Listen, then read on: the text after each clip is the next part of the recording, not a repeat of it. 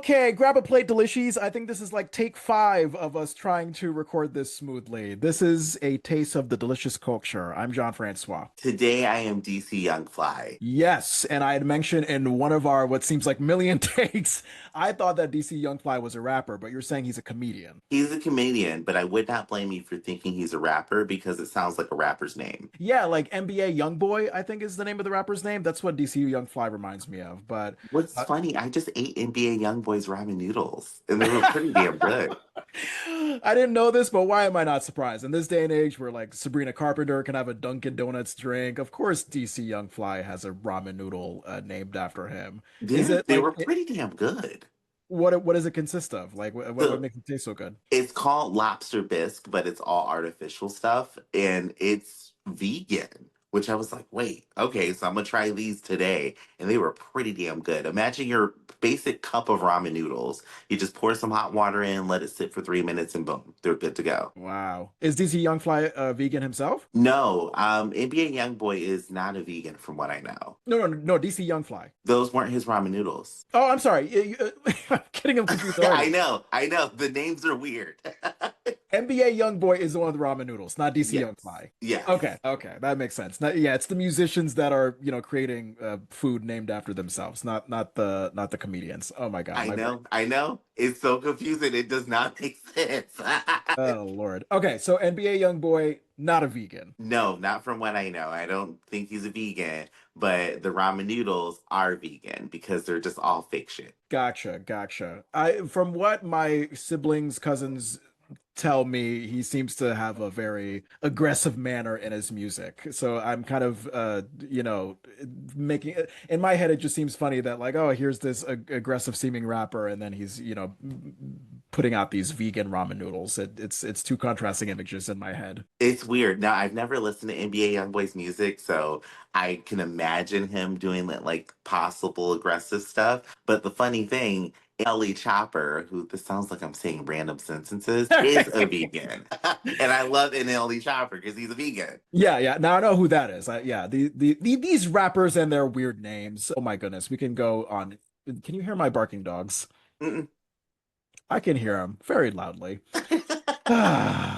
Yeah, this is wonderful. Okay, well, I'll try to soldier on, and we have quite the menu for you guys for this week's episode of The Delicious Culture. Taylor Swift and Travis Kelce, they got engaged literally like the day before we're recording. I'm like, oh, what am I going to talk about? And then it's like, oh, this is probably going to be the biggest pop culture story on the internet for a minute, so why not talk about this?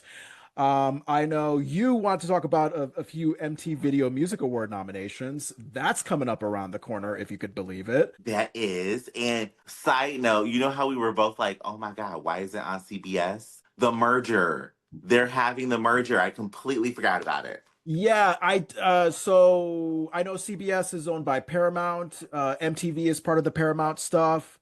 They merged with Skydance. So CBS and MTV, they were already under like the collective Paramount brand.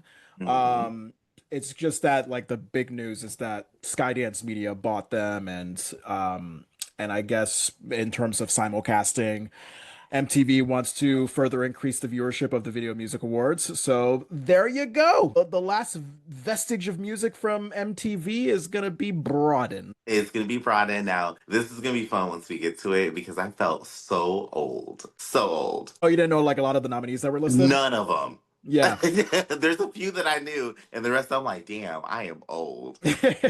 Yeah, as someone who's been out of music-based commercial radio for over a year, I looked at all the nominees and I'm like, huh? Who? Like, literally a year ago, I would know who all these people are, but like now it's just like, what's the name of this song? What's the name of this artist?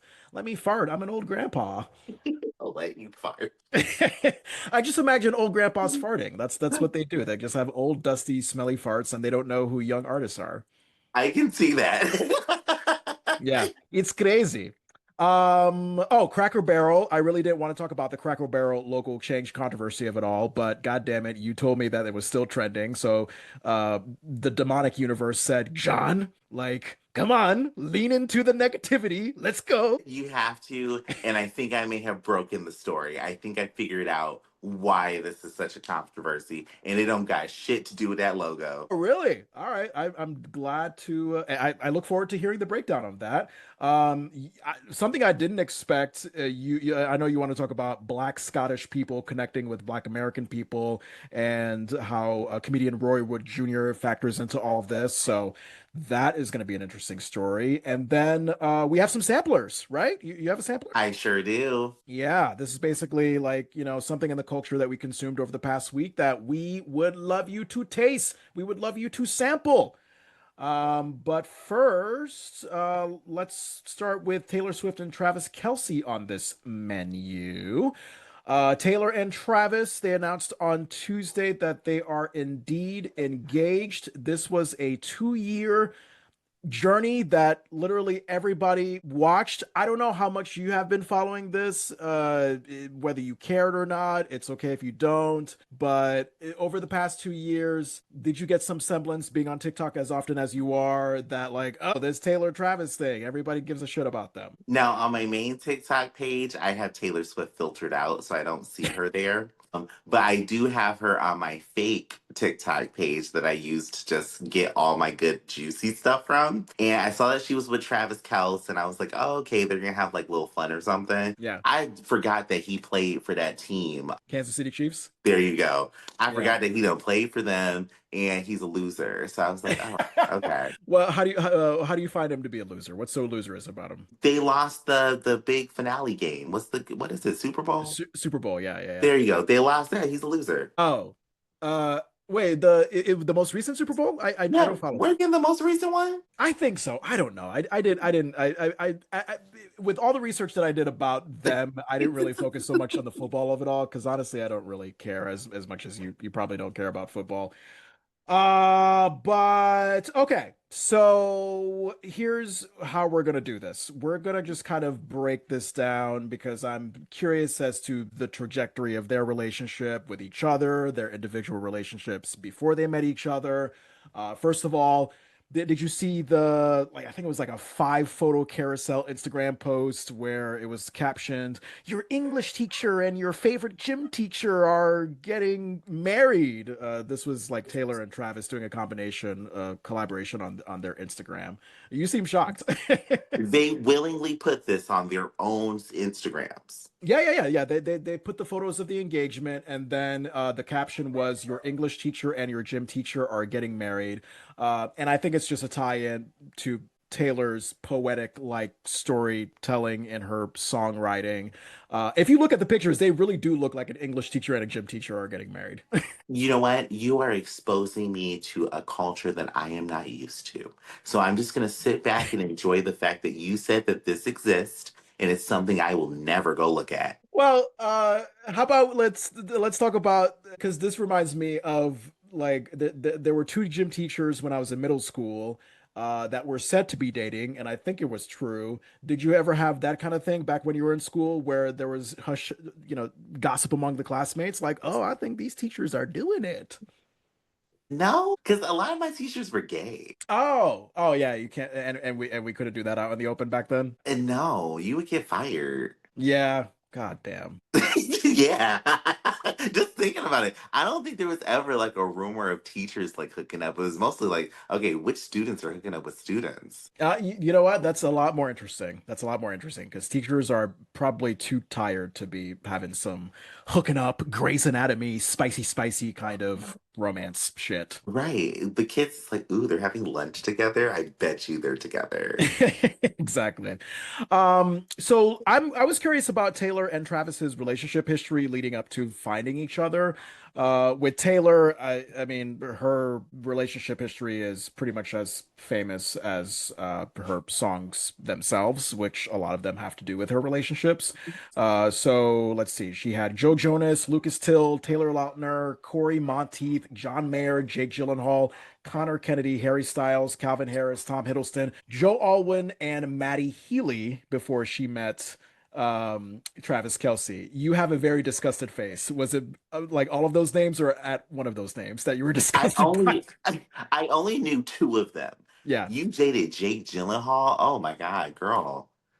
Girl, What's wrong with Jake Gyllenhaal? he's so off-putting, the same way as his sister. Like, oh my God. Really? Jake and Maggie Gyllenhaal? Oh, I find them to be just great actors. I don't know anything about them personally. What about them do you not like? You just said it. They're not great actors. Oh, come on. Yeah, no, No, thank you. Look, I thought Jake was decent in Brokeback Mountain and some other movies that I may have seen him in that I can't remember. Brokeback Mountain was an easy role, okay? All you had to, that was an easy role. I mean, then she also dated Calvin Harris, who I personally love. So Yeah. I guess she's got like one good in there because all the others I don't know. Right, right, Oh right, wait, right, right. no, I do know the one, Jonas.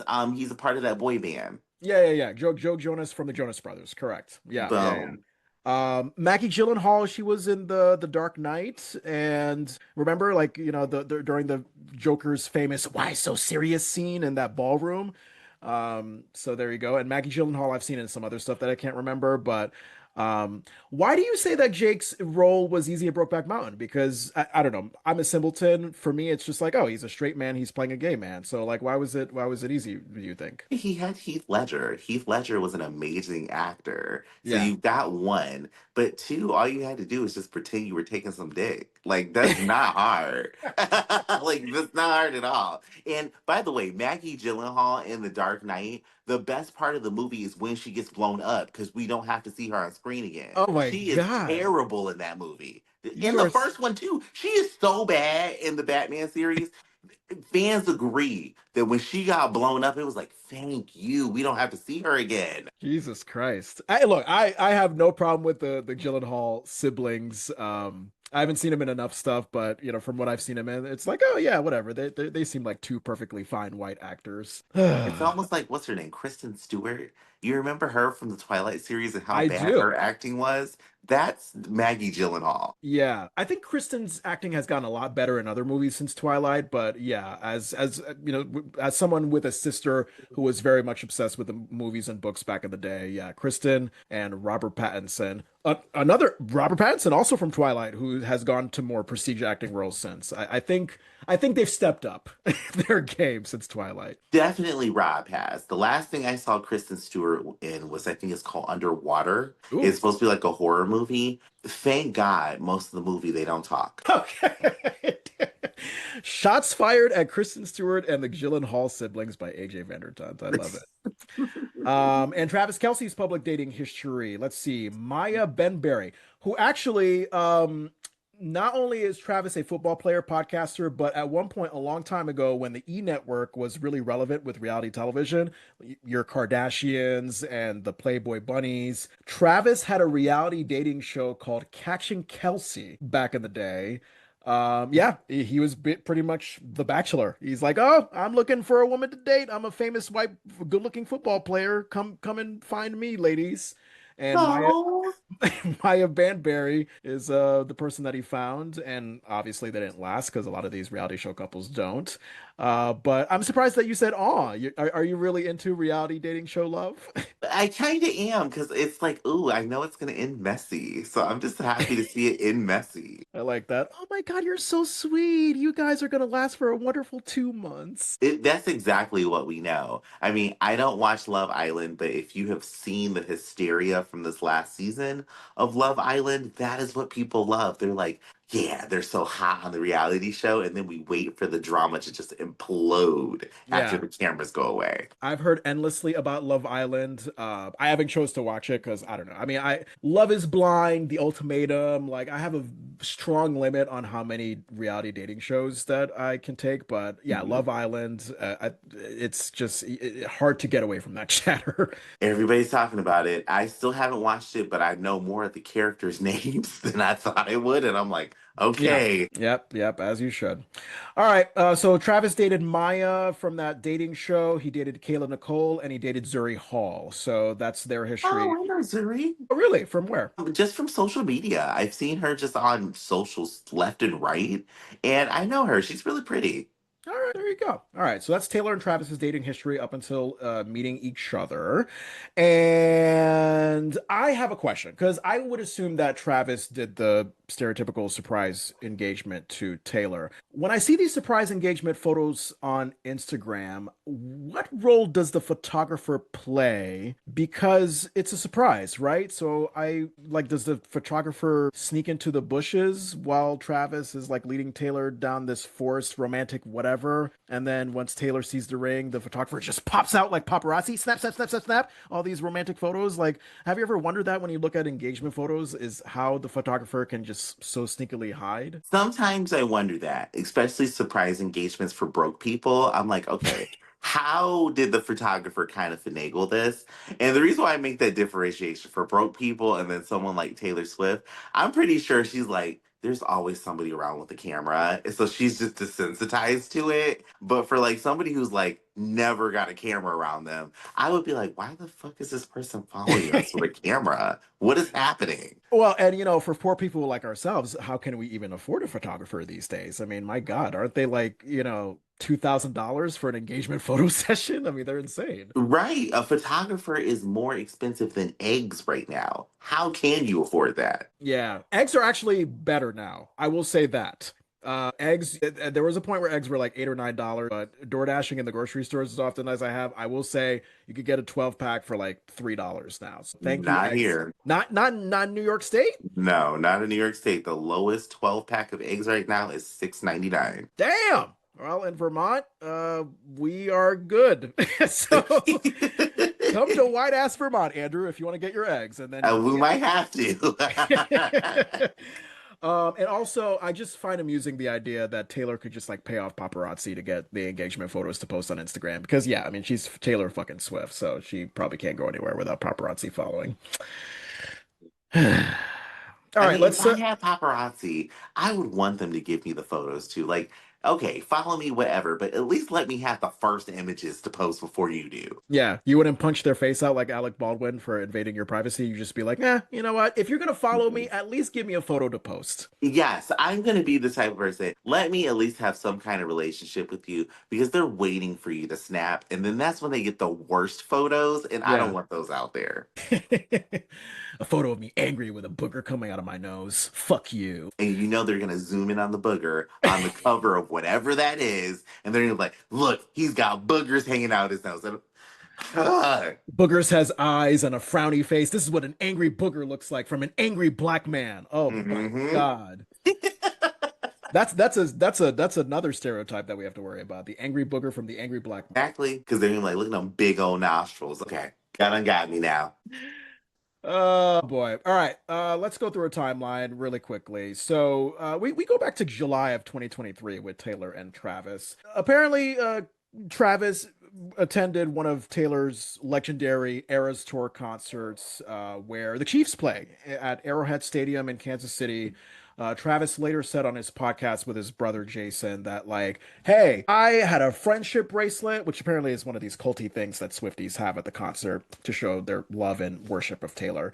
So Travis said he had a friendship bracelet and he was trying to get to Taylor and by way of like giving her team the friendship bracelet with his phone number on it.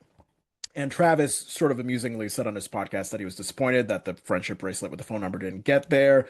And I think the podcast had put it out on Instagram, like, hey, anyone know how to get a bracelet to Taylor Swift? Asking for a friend. And that amuses me because imagine if like a regular Joe Swifty tried to do the same fucking thing. Like security would be on alert. Taylor would probably throw it in the trash if it got to her because it's just a simpleton. I feel like there is a handsome celebrity status to Travis that gives him the advantage of eventually getting that bracelet to Taylor and her actually accepting it. He sounds like a stalker. Yeah. He sounds like a little bit of a stalker. I follow celebrity stalker stories very closely, and this sounds like right on the money of someone who's like, okay, it's a little weird.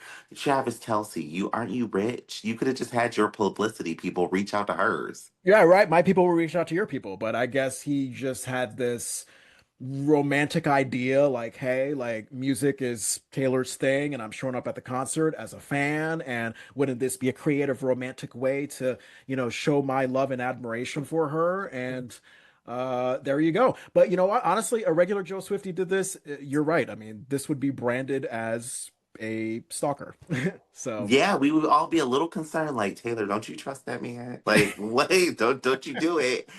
And right now, I'm thinking of it like, oh, this is super cute. But you know what? Love is love. I'm gonna let them love on each other. I don't think that this is okay. I would kind of be like, no, I think we'll pass. all right. Well, hey, Taylor seemed to like it because we cut to September 2023. Travis invited Taylor to a game at Arrowhead Stadium, a Kansas City Chiefs game against the Bears. And Taylor, after initially not receiving the bracelet, she took him up on his offer. And I mean, wow, not only did Taylor attend the game, but she's just cheering Travis on with Travis's mother, Donna Kelce. And that just kind of starts the string of like Taylor showing up at Travis Kelce's Kansas City Chiefs games. Look, Taylor, she has admitted to not knowing who Travis was at all, or not knowing what football is. But I guess given all the relationships she's gone through, maybe she's just at this point in her life in 2023 where she's like, eh, doesn't seem like a creep to me. Like he's cute, he's charismatic, he's persistent. I'm in a fuck it, let's have fun mode. So why not? This guy wants to come after me. I'm interested. Let's go to this game and see what happens, and let's cheer the game on with the mom. That could seem speedy by some measures, but Taylor doesn't care. So I would say I find some admiration for I this. do. I mean, Taylor Swift did a charity and she made this man famous because nobody knew who he was before they started dating. So I'm very happy that she like gave charity to him. Football people, and because the Kansas City Chiefs, I know they have like sort of a dynasty going on. So I know that that happened prior to the whole Taylor Travis thing. But yeah, I mean, I guess if you're not into football, if you're not into the New Heights podcast, then yeah, a big part of the world would not know who the fuck Travis Kelce is. Didn't know who this man was until Taylor Swift started dating him. I Yeah. had no idea who this man was. Because when they said she was with Travis Kelce, I was like, oh, okay, that's like probably a backup dancer or something. Like, I didn't know who this man was. No, Taylor dating a backup dancer. I don't think she would ever. The backup dancer might be too intimidated. Oh my God. So I was working in pop culture conversation friendly radio when Taylor and Travis started dating. And yeah, I mean, it seemed like day after day there was always something to report about, like, oh, Taylor shows up at the latest game and blah, blah, blah. And it's very easy to be like, oh, if you're like an NFL fan and you just want to enjoy the game, like fuck all this ESPN coverage. Taylor at her box with her friends and Travis's mom, like why are we always cutting to that? But I think what's important to keep in mind is that Taylor is not telling the press to do that. She is just someone who is enjoying her man and is cheering him on, and that it's the media that's doing that. So, for those listening and watching who are tempted to be like, fuck Taylor Swift, well, Taylor Swift didn't ruin football. I think the media coverage ruined football for you if you're tired of the coverage that she's gotten. Let's just be honest. Football ruined football. Oh, Football is really? not interesting. And like, I challenge any person to be like Taylor Swift ruined football, and I'm just gonna bring up the fact that there is a halftime show because the game is so goddamn boring that you need entertainment in between. Well, it's America's sport. There's a lot of people that like it. I'm with you. I mean, I'm more of if I'm gonna watch a sport, like something like basketball, maybe tennis could be my speed. Football, it takes patience. I think the Super Bowl was like the only exception that I would watch because it's like, the everything pop culture madness, and you have to have something to talk about on the radio the next day. But even with that, I was just like, let me just watch the commercials on YouTube the next day. I think I'll be good. Let me just watch the halftime show on YouTube next day. I think I'll be good. That is about what 90% of people who I have spoken to who watched the Super Bowl are like, okay, whatever. Like when Beyonce did her concert, it was the Beyonce concert and a football game happened to happen. Yep, yep, absolutely. Yeah, yeah. The Christmas Netflix concert that she did during Oh some no, game. I'm talking about the Super Bowl with Beyonce. Nobody cared about that Super Bowl. They cared about watching Beyonce perform. She performed at the Super Bowl. I forgot which one. She sure did. I think it was the XLIPOP or something. Who knows? They got Nobody all these cares. letters now. I don't Right? know. Oh my God, that's so funny. So anyway, we cut to November 2023 in the course of Taylor and Travis's relationship. Taylor brings the Eras tour to Argentina, and it's notable because there on stage she changes the lyrics of one of her well-known songs, Karma, to Karma is the guy on the Chiefs coming straight home to me. And then you have Scott Swift, Taylor's dad, cheering on the Travis Taylor romance. Taylor gets named Person of the Year by Time Magazine. You have the AFC Championship game leading up to the Super Bowl where you see Taylor and Travis kiss. So, yeah, I mean, I would say that this was a significant step because Taylor seems very protective of her lyrics and yeah, she always like refers to her relationships, her boyfriends and songs. But in the past, I feel like it's just been like, all right, here's what this boyfriend did to me, but I'm not going to like explicitly call out this boyfriend. So to get to a point where you're on stage at a concert in front of millions of people and saying like, hey, here's the Chiefs player that's coming home to me. That was an inkling of like, all right, this might be a different guy. This might be endgame here. Okay. I know two Taylor Swift lyrics because the other one that I love is "I'm the problem, it's me." I don't know what Yes. song that's from, but I love that damn lyric. It's from Antihero. Yeah, Antihero. I'm not a Swiftie by any means, but out of the few Taylor Swift songs that I've listened to, Antihero, I listened to that when I was like, yeah, I get it. I get it. Yeah, she sometimes she just hits you with those lyrics. Was watching the episode of You where the song was played. Wait, how did we go from Taylor Swift to Joe Goldberg stalkerness? Oh God. Yeah, I think there is some Taylor Swift songs on the show You. I have to like double check, but anyway. I just know that one song because it was in the finale, and I was like, "Damn, this is a good freaking song." Yeah, Taylor knows how to do it. And then, yeah, we have like February 2024 where Taylor is racing across 9 time zones so she could like both do her own thing and be there for Travis. Let's see. So she attends the Grammys in Los Angeles. She jets to Tokyo for 4 concerts. She jumps back onto her private plane to make the Super Bowl with time to spare to support Travis. You know, they kiss on the field again after the Chiefs beat the 49ers that year. I mean, being a rich celebrity in love, it just makes you do crazy things because obviously, you know, the money that you and I make, we can't go across 9 freaking time zones. I mean, I probably have an issue going across 2 time zones with with my kind of money. A one time zone. I don't even know if I have the energy for that. I can't imagine the jet lag she was experiencing. Yeah, caffeine must have been her best friend. And Yeah. yeah, What? yeah, caffeine and all the shits that come with it. So Taylor probably did a lot of caffeinated shits just so she can kiss Travis. She's like, I shit in a public toilet for you, just so you know. Yeah, yeah, I wouldn't do this for anybody else. I wouldn't do this for a backup dancer. All right, and then we have Taylor going to Paris for like her tortured poets department public whatever thing. And I think on at a Paris show is when like Travis made his way into some of the lyrics. Quote, "You knew what you wanted, and boy, you got her," from the song "So High School. And then Travis made his debut on one of the Eras Tour concerts. He came on the stage donning a tuxedo top hat, carrying Swift in his arms during a choreographed bit before the song "I Can Do It With a Broken Heart."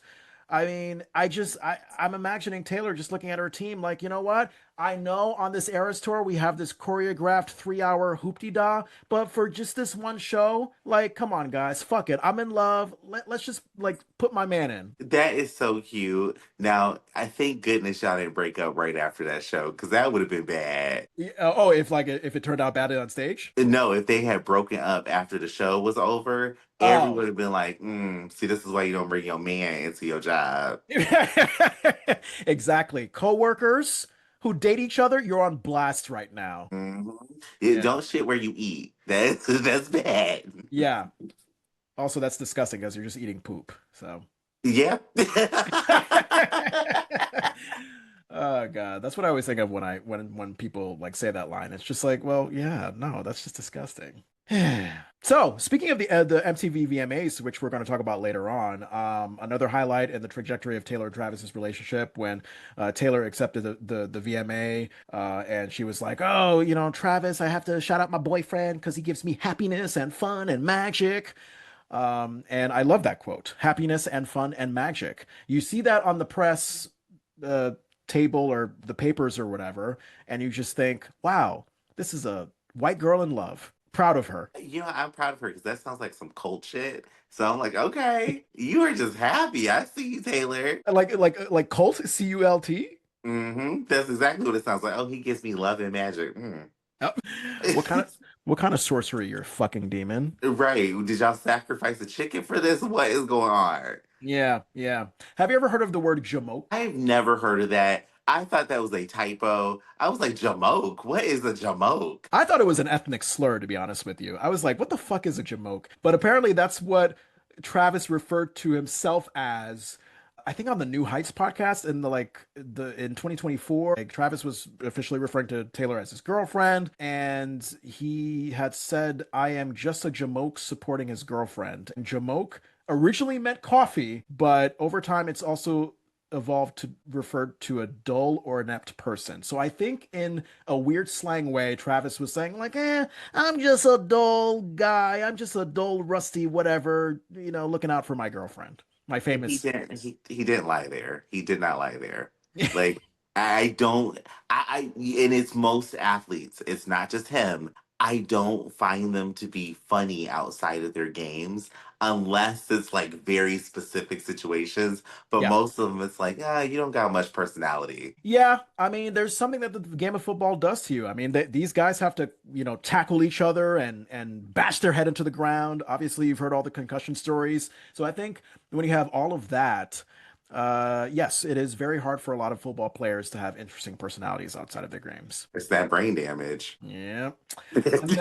And then we fast forward to a current day where Taylor announces her Life of a Showgirl album, 12 studio album. It's going to be all Vegas showgirl themed. And she announces it on her boyfriend Travis's podcast. This is monumental because, like Beyonce, Taylor doesn't do podcasts. So, of course, her first appearance is going to be on her boyfriend's podcast. And I thought right then and there, I said this on Facebook. I said, you know what? After listening to that podcast appearance, I think they're endgame. Like you got little seeds of it on the way over the last couple years, but getting to that podcast appearance that I listened to, I just thought, wow, this might be a couple for life, and I have reasons for that. I mean, one, yes, Taylor agreeing on podcasts. That's very rare. You never see that happen. Two, I felt like there was a much more human quality of Taylor coming out that we have not seen before because she's well known for being very calculated, very, shall I say, concise and polished with her press appearances. So just to hear her casually talk about like, oh, like me and Travis spent some time in Florida and I love baking sourdough. And she just had this very nice, casual, comfortable human way of speaking that probably can only come out when it's a girl in love and she's on her boyfriend's podcast. There was a sort of ease and sentimental reflection when Taylor and Travis talked about how they first met. Taylor was notably emotional when she shared. Did you hear about the story about like how she was struggling to get like ownership of her masters? Well, yeah, it was a big story. If you care about music and publishing and rights and all that shit, then maybe you might care about it, especially if you're a Swiftie. But yes, Taylor went through hell and back to try to get the masters of her songs because I think Scooter Braun was her nemesis in all this. Because I think it goes back to like when, yeah, yeah, yeah. I know. Doesn't it sound like a demonic, evil villain white guy name? I think he's like a Nazi or something, like a neo-Nazi. Like some shit came out about him that was like really weird. I can't verify that. I can't verify that. I got to look into that. You heard it first on this podcast. Scooter Braun is a neo-Nazi. Yeah. I don't really have a way to debate it. I'm just going off what I remember hearing about him, and it wasn't good. Yeah, yeah, yeah, yeah. Scooter doesn't have the best reputation right now. So Taylor got her master's back. She emotionally recalls that story on the podcast with Travis, and um, I love how Travis plays a part in the story because it just shows me that, like, oh, this is like the rare kind of man who is not threatened by his woman's success. Because, here he is, playing video games one day when Taylor emotionally like says to him, like, oh my God, I got my master's, and they hug and celebrate. And, through that and Travis being so happy for Taylor on the podcast about her album announcement, this guy could easily say, like, okay, yeah, I'm famous, but am I Taylor Swift famous? How do I go about that? So far, he just seems to be someone that is genuinely in love with Taylor, doesn't mind that she's a lot more famous than him, and is happy to go along for the ride. So let's hope that sticks, because we need a lot more men like that who are not threatened by, say, their woman making more than them or having more public stature than them. So Yeah, I mean, unfortunately, most men will not adapt to this level of intelligence. So, unfortunately, he's going to be the shining example for a majority of the rest of the existence of humanity. I've never heard Taylor Swift speak, so now I need to like go find a clip of her speaking and just hear what she sounds like. I've never heard her outside of that one song. yeah, yeah. I mean, it'll be so easy. Just find a soundbite from the podcast appearance that she did, and Yeah. you'll see. But yeah, no, she's very chill and wonderful when she talks. So I'll give her that. So yeah, that's about it. Taylor and Travis are engaged. Congratulations to them. In a sea of shit that is news happening around the world, I, as not a Swiftie, I could easily just be like, oh my God, I want to hear about this. But I don't know. I guess there's just something in me that's like, oh, hey, y'all seem like y'all been going strong for 2 years. Y'all seem like you're really in love. I'm happy to see love thrive. Let's go. So that's I hope that they have a fantastic love. I mean, even Donald Trump wished them well wishes. So, and I know your face is crazy because he talked so much shit about Taylor Swift, but he said he loved her, he's happy for them, everything. And I was like, oh, okay. Is it partially because I think Travis sort of revealed himself to be MAGA-ish when I think he had mentioned like he was honored that President Trump came to a game or some shit like that in the past, and then the internet was just like, oh, he's MAGA and Taylor's MAGA. Well, Could have I been. know a lot of the team is MAGA, Yeah. so it's probably that. But he got asked about it during the press. No, it was at the cabinet meeting, and he said he loves them and he well wishes and everything. So, I mean, if Donald Trump cannot hate on them, then don't nobody else in this world have a reason to be mad at those two. Look, the moment Taylor votes for a Democrat again, Trump is just gonna be like, oh, fuck that bitch. He already said that. Yeah. Oh my God. All right, so that is one of the delicious items on my plate. May we get to what's on your plate, Andrew, with the VMAs? Let's talk about the VMAs. So the VMAs are premiering on September 7th. Yeah. CBS and MTV, if you have Paramount Plus, you can watch it on Paramount Plus. If you don't have Paramount Plus, you can just go to CBS, whatever your local channel is, and you can see it. It starts at 8 p.m. I will not be watching. I don't really watch award shows. I just find the results later and Yeah. then just watch each performance on YouTube because it's just too much commercials, y'all. Yeah, it's a lot. It's a lot. It is. Yeah. And then I mean, let's kind of go down the well, okay. So obviously there's like speaking of which about award shows being just unbearable to watch on TV. Part of the reason why award shows are unbearable to watch is that there's just too many awards given out. So we're just going to talk about the important ones. First of all, congratulations to Lady Gaga because she leads with 12 nominations. Well Yes. deserved. Gaga is just, I mean, I know it's already been said because she's been around for like fucking, I don't know, 2008, 2009. I mean, how long? 15, 16, 17 years she's been a Yeah, force in about music? 17 years. She came out when I graduated high school, y'all. That's Yeah. how long she's been out. Yeah, yeah, yeah. I graduated in 2009. Did you? I graduated in 2007. I gotcha, gotcha. Okay. Um, yeah. So Gaga, I mean, through the meat dress of it all, and now current day where she's racked up all the awards and she's had a great performance at Coachella, and you see her in movies like A Star Is Born, and then you see wonderful albums like Chromatica. I mean, it's just she's legendary, so well deserved. I recommend. If you haven't seen it yet, Andrew, watch her recent SNL musical performances. They're fantastic. Abracadabra, and I believe the other song is called Killa. Yeah, when she recently hosted and musical guested on SNL, it was just verification that this lady knows how to perform. She redeemed herself from that fucking R. Kelly performance. I am so happy that she did because, oh my God. Now, Abracadabra is actually one of my favorite Gaga songs. I Yeah, did not expect this album to just jump up with these great songs, but we have Weird Gaga back, and it's yeah. good. It's great. It's great. So along with Gaga, we have Bruno Mars, Kendrick Lamar, Rose, Sabrina Carpenter, Ariana Grande, The Weeknd, Billie Eilish, Charlie XCX. They all also got a lot of nominations at the MTV VMAs this year. And I believe to qualify, you have to like have put out musical work like roughly between September 2024 and the deadline for fans to submit their favorite nominees, September 5th, 2025. Okay, so we have for Video of the Year. This is the biggest category of the night because it's the Video Music Awards. Ariana Grande with Brighter Days, Billie Eilish with Birds of a Feather, and unfortunately, Billie Eilish, you shot yourself in the foot this year with your mouth. So What? I don't think she's going to win. Billie Eilish decided to go onto the internet. I want to say it was like in January or February and said that she's tired of not living in a place for people who don't look like her. And it was like, damn, girl, that's the most tone deaf shit you could have ever said. What? Yeah. Wait, like, what does she mean by that? Like the obvious, like just people who look white? Yeah, that was literally what she was saying. And now, in her defense, she said that her statement was taken out of context.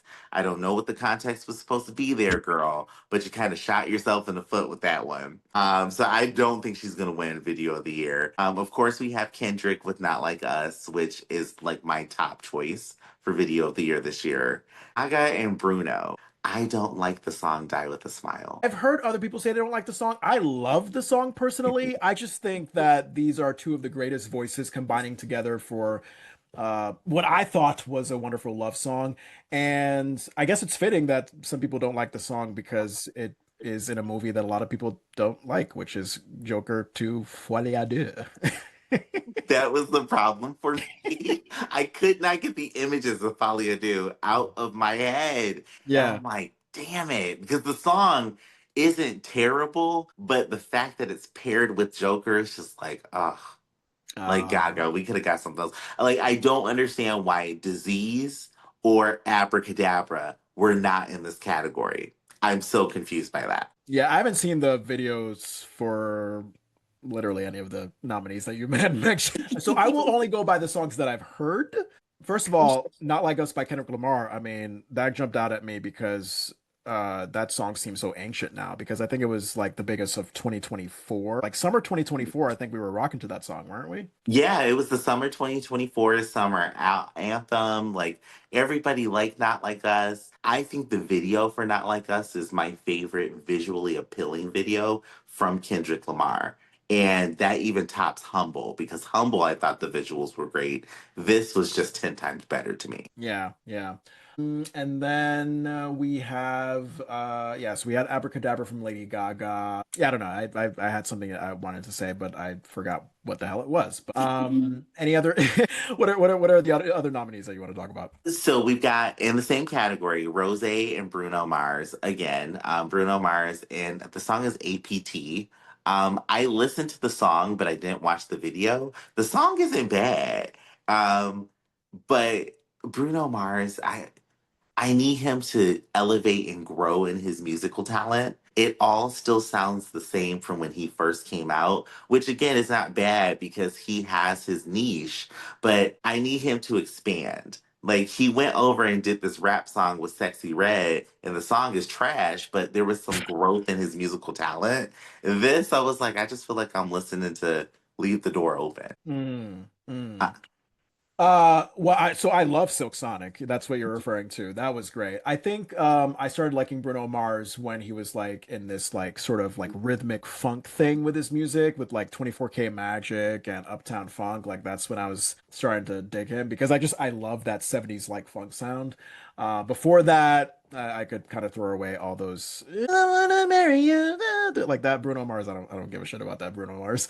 Yeah, Silk Sonic, I love that album that he did with Anderson .Paak. That's because again, it just has that like classic funky 70s sort of romantic love sound. So it was great. But I haven't followed Bruno Mars lately with his stuff. I guess it wouldn't surprise me that he doesn't really stray too far from his signature sound because maybe he's just one of those artists that's just like, if it ain't broke, don't fix it. Which again, I'm not gonna fault Bruno Mars because the music is still good, Yeah. but I'm afraid he's gonna fall into the trap that Katy Perry fell into, where Katy Perry's music never really grew, and it's just the same formula over and over again. And I don't want Bruno Mars to get stuck in that because he is talented.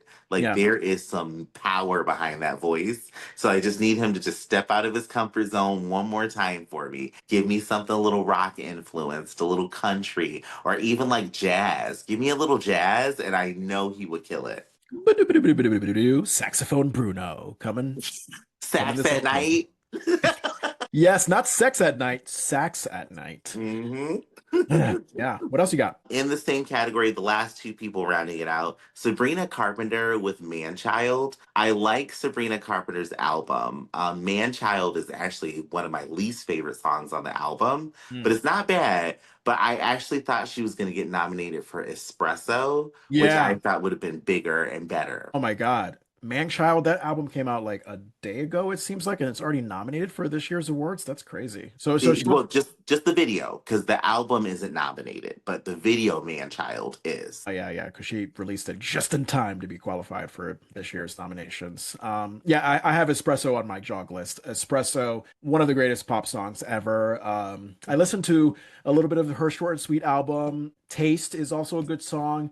I remember when Sabrina Carpenter, like, she would release songs over the last few years that just weren't getting as much traction. And then all of a sudden, like, Short and Sweet became her moment because I used to work in radio. Mhm. So I would just, put Sabrina Carpenter songs on that would not really get much attention. And then all of a sudden, Espresso, Taste, everybody was like paying attention to her. But who knows? You think she might win? I think she might be close. I think she might be close, but honestly, the last person in this category, I think him and Kendrick have the biggest chance. Yeah. And that's The Weeknd and Playboy Cardi's Timeless. Yeah. It's a great song. The video was great. The Weeknd has always produced fantastic videos, Mhm. and MTV loves him. So I think it's going to be between Kendrick and The Weeknd for Video of the Year, but I would not be surprised if Sabrina kind of snuck in there and won. We got Artist of the Year. Mhm. Artist of the Year, this category, I did not know one of the people here, but we got Bad Bunny, which I haven't heard any new music from him this year, so I don't know why he's there, but he's had to have come out with something. The winner of this category, who I'm going to say now, is Beyonce. Yeah. Um, Probably will be. she deserves it. Like she deserves it. I'm not gonna lie, she deserves it. We got Kendrick, which I mean, he I'm could not. also be Artist of the Year. I mean, I think there are three people in this category that could easily win. There are. I don't think Kendrick needs this one because I don't believe that he's artist of the year. He had the song of the year. I'm not going to give him artist of the year because then we also have Gaga in this category. So I have it between Beyonce and Gaga.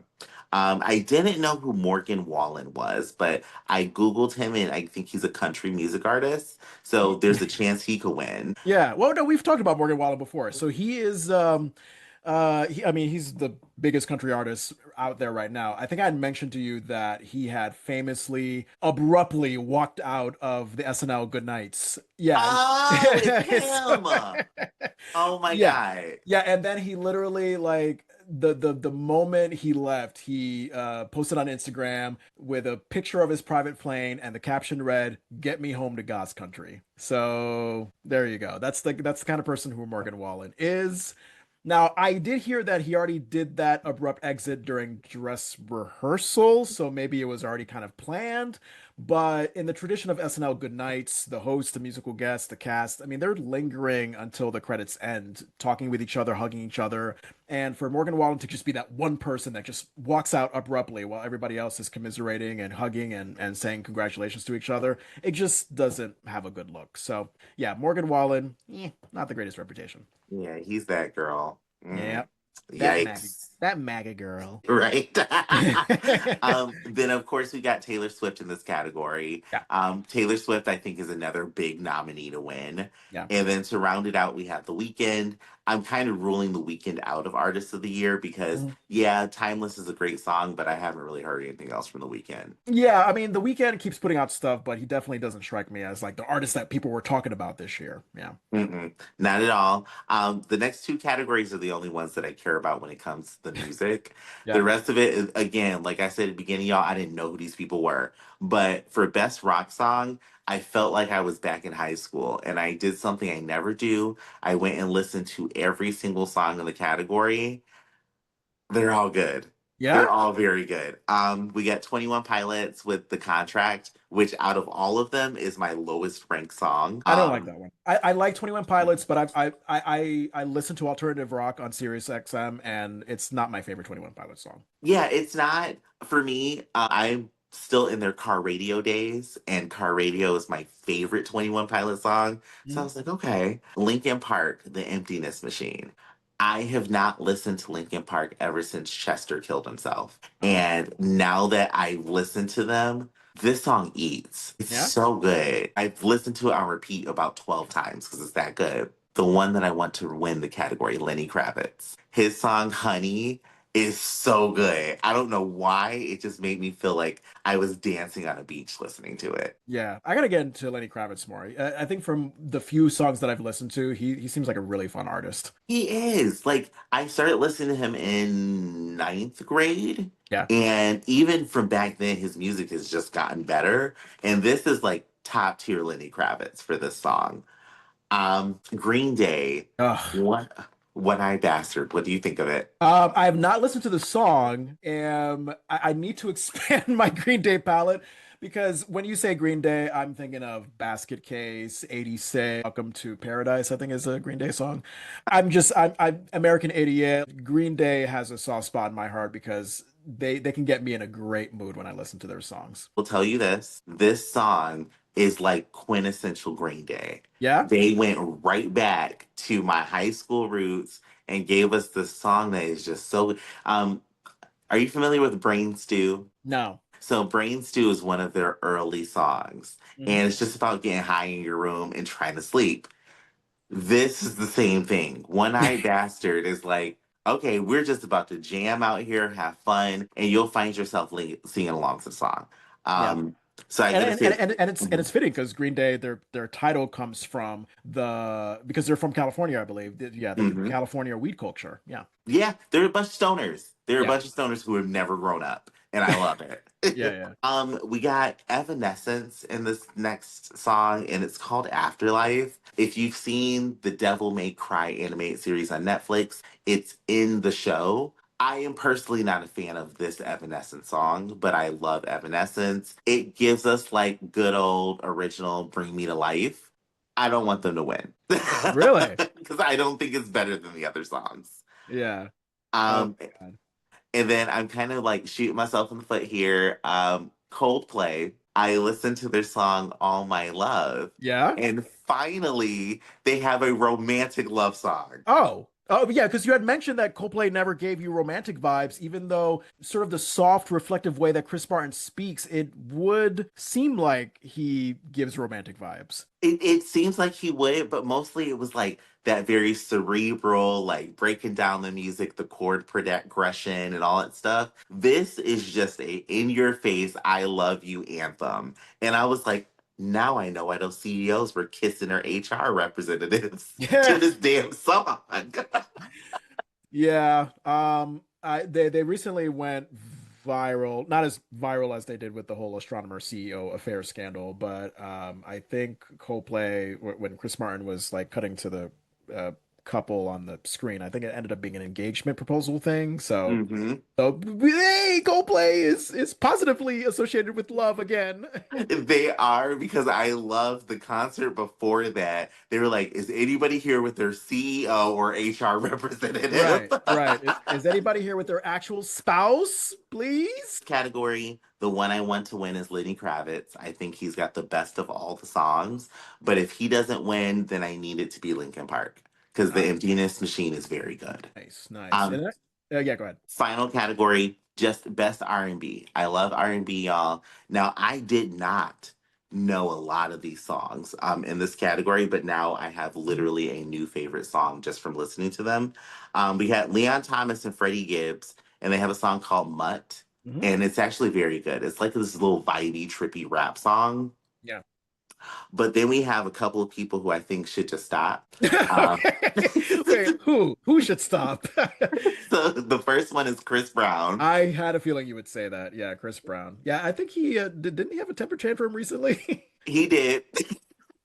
Chris Brown had a temper tantrum recently, and the song that he has that's nominated is called Residuals. Now, I thought that this was gonna be like a song about residual love or something like that. No, it's residuals of like his residual payments from Yeah, his of music. course, of And course. Yeah. I was like, oh, this is not R&B.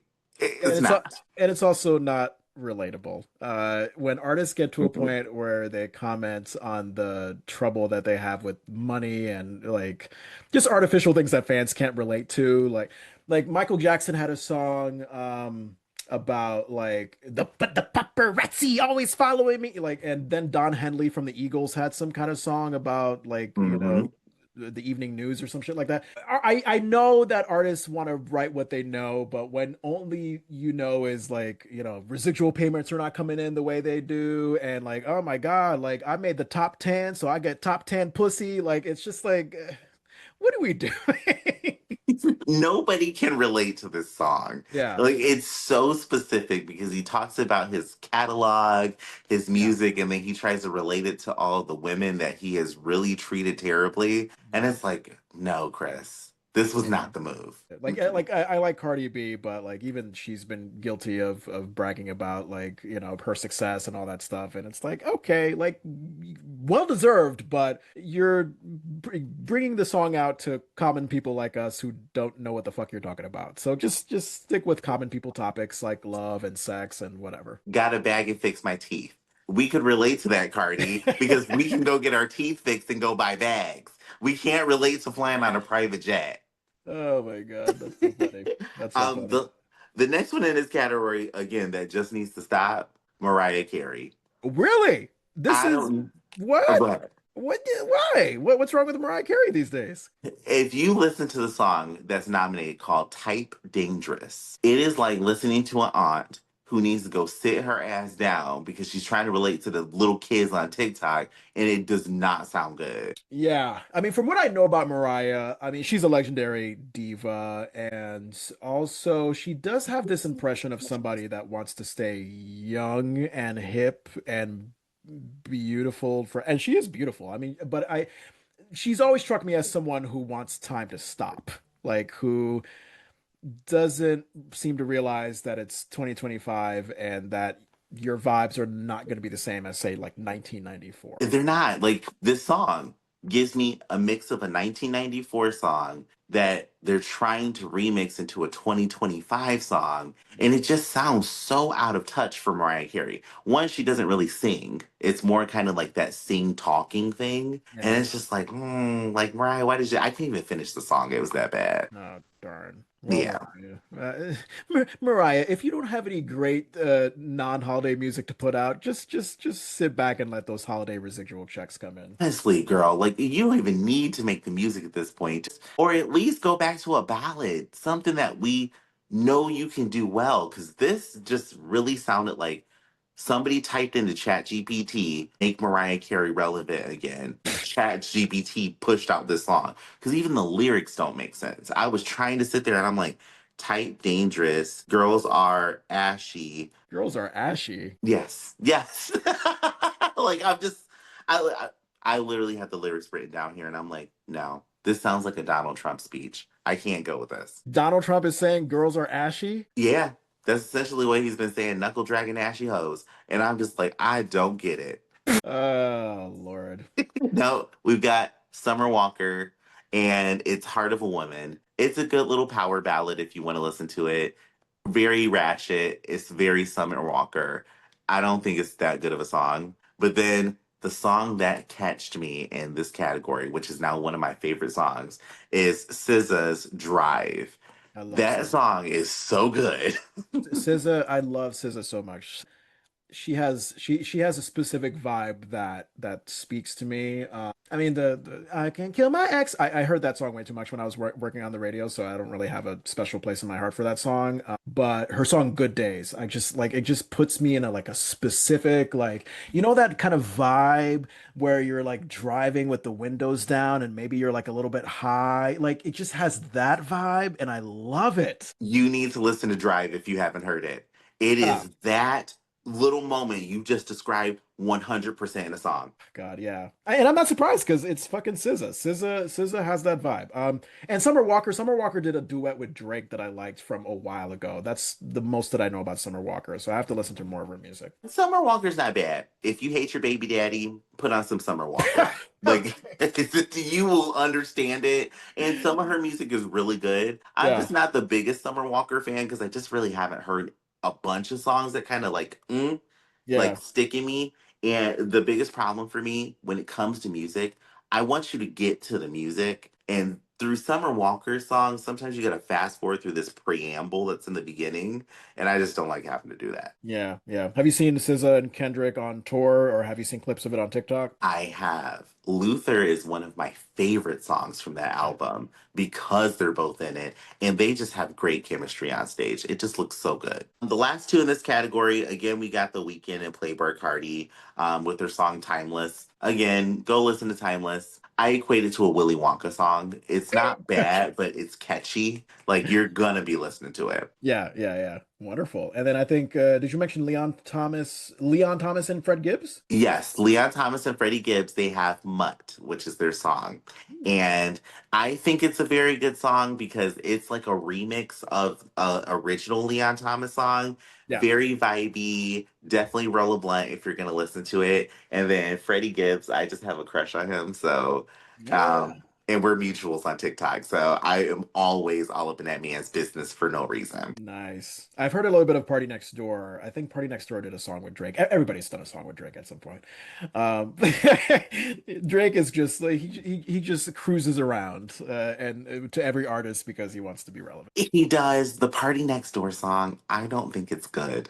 Yeah, yeah, I don't think, I feel like if I was in my days of still using hard drugs, I would be able to like dance to the song if I was on like Molly or something. Listening to it as a sober adult, I was like, oh, I don't like this. This is not Mm. good. Damn. And that song is No Chill from Party Next Door that is nominated for Best R&B Song. Yeah, yeah. Yes, which Any I other? don't understand how that's nominated for R&B. That should have definitely been in more poppy. The only other one that I'm going to give an honorable mention to is Drake. Drake is nominated for a couple of categories. All of the songs are very bad. His new album is like trash. Drake is bad. It's time to just give it up and focus on that lawsuit as opposed to making music anymore. And I do hope that Kendrick wins in the same category as Drake, just so we get a good moment at the VMAs. Does Drake need to really be focused on that lawsuit though? Because it just really comes down to Drake's feelings got hurt and he just wants to lash out. And that's really what it is. Yeah. Yeah, I feel Ke- like Kendrick won the battle, Drake is butthurt, and so he's lashing out via a lawsuit. that's what he's doing. And honestly, I haven't liked a Drake song since Nice for What. And Mm, Nice for What came out almost 10 years ago. yeah. So I just need Drake, just like Katy Perry, to evolve. I need you to evolve.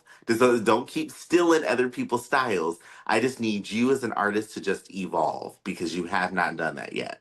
Drake. Lesson. Learn your lesson.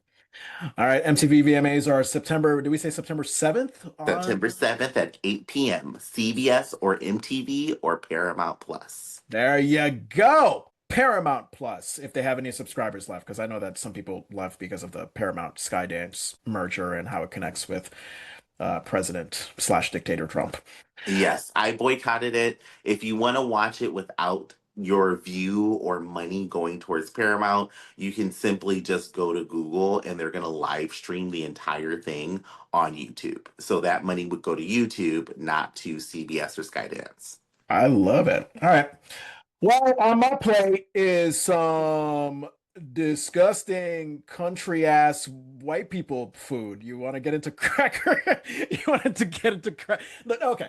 Let me just say, I joke because I don't think I've ever been to a Cracker Barrel.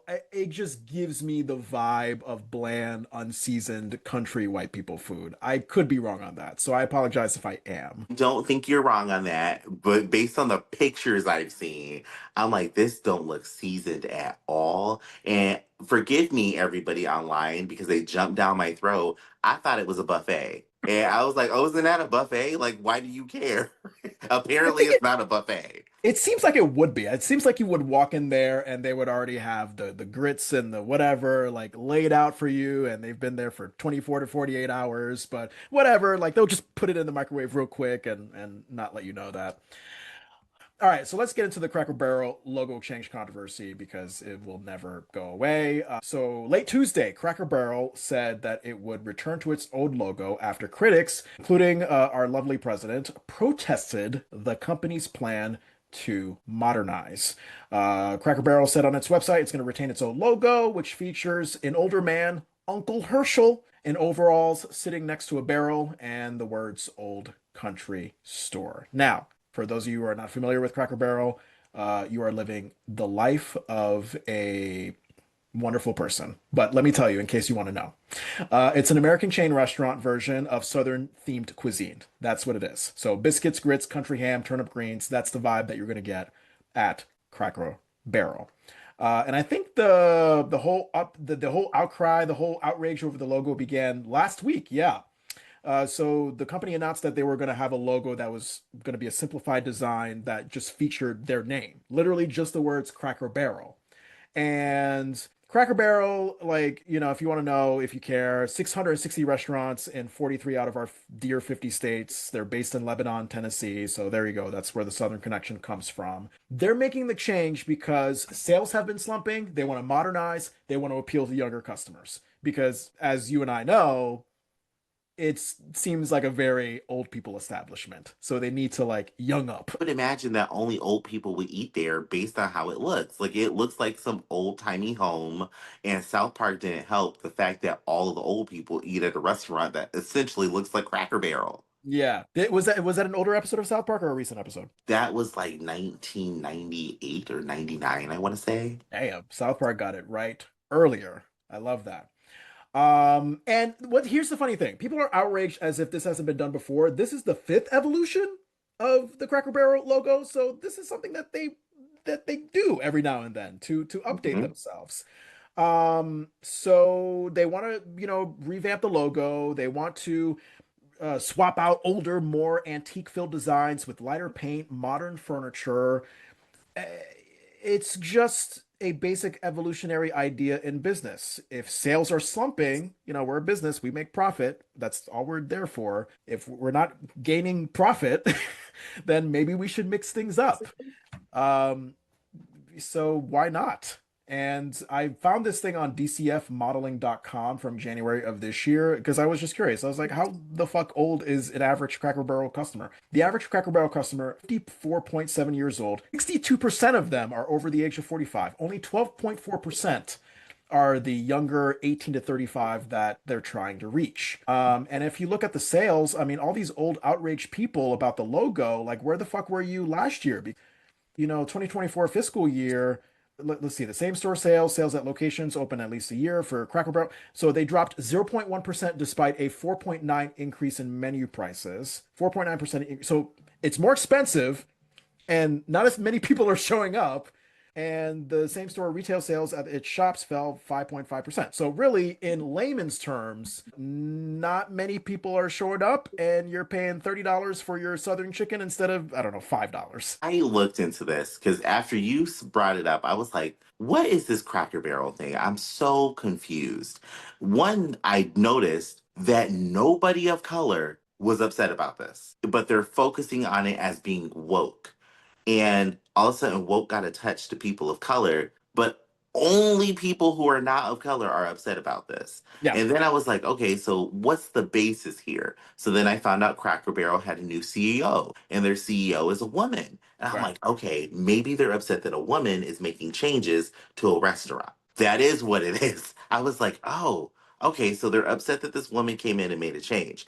But then when I saw her reason for it, it saved people money to make the food cheaper. If you Mm. downsize the size of the sign, change the shape of the building, and make it this very modern, minimalistic design that pretty much every restaurant has right now in North America, you can actually save money, and that savings would have been passed on to the consumers. Because her plan was to simplify the restaurant so that way it can easily be repaired and changed out with all these non customizable parts. And boom, the food would have been cheaper, but people didn't want that. Make it efficient, make it relevant, make it work for the long term.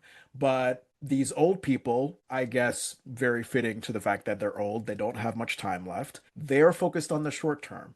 Hmm. They see on the Cracker Barrel restaurant outside their door, wait a minute, where the hell is Uncle Herschel? Why is Uncle Herschel not leaning down by the barrel with the words Old Country Store? What is going on? What? It's Woke the weirdest times are thing. here.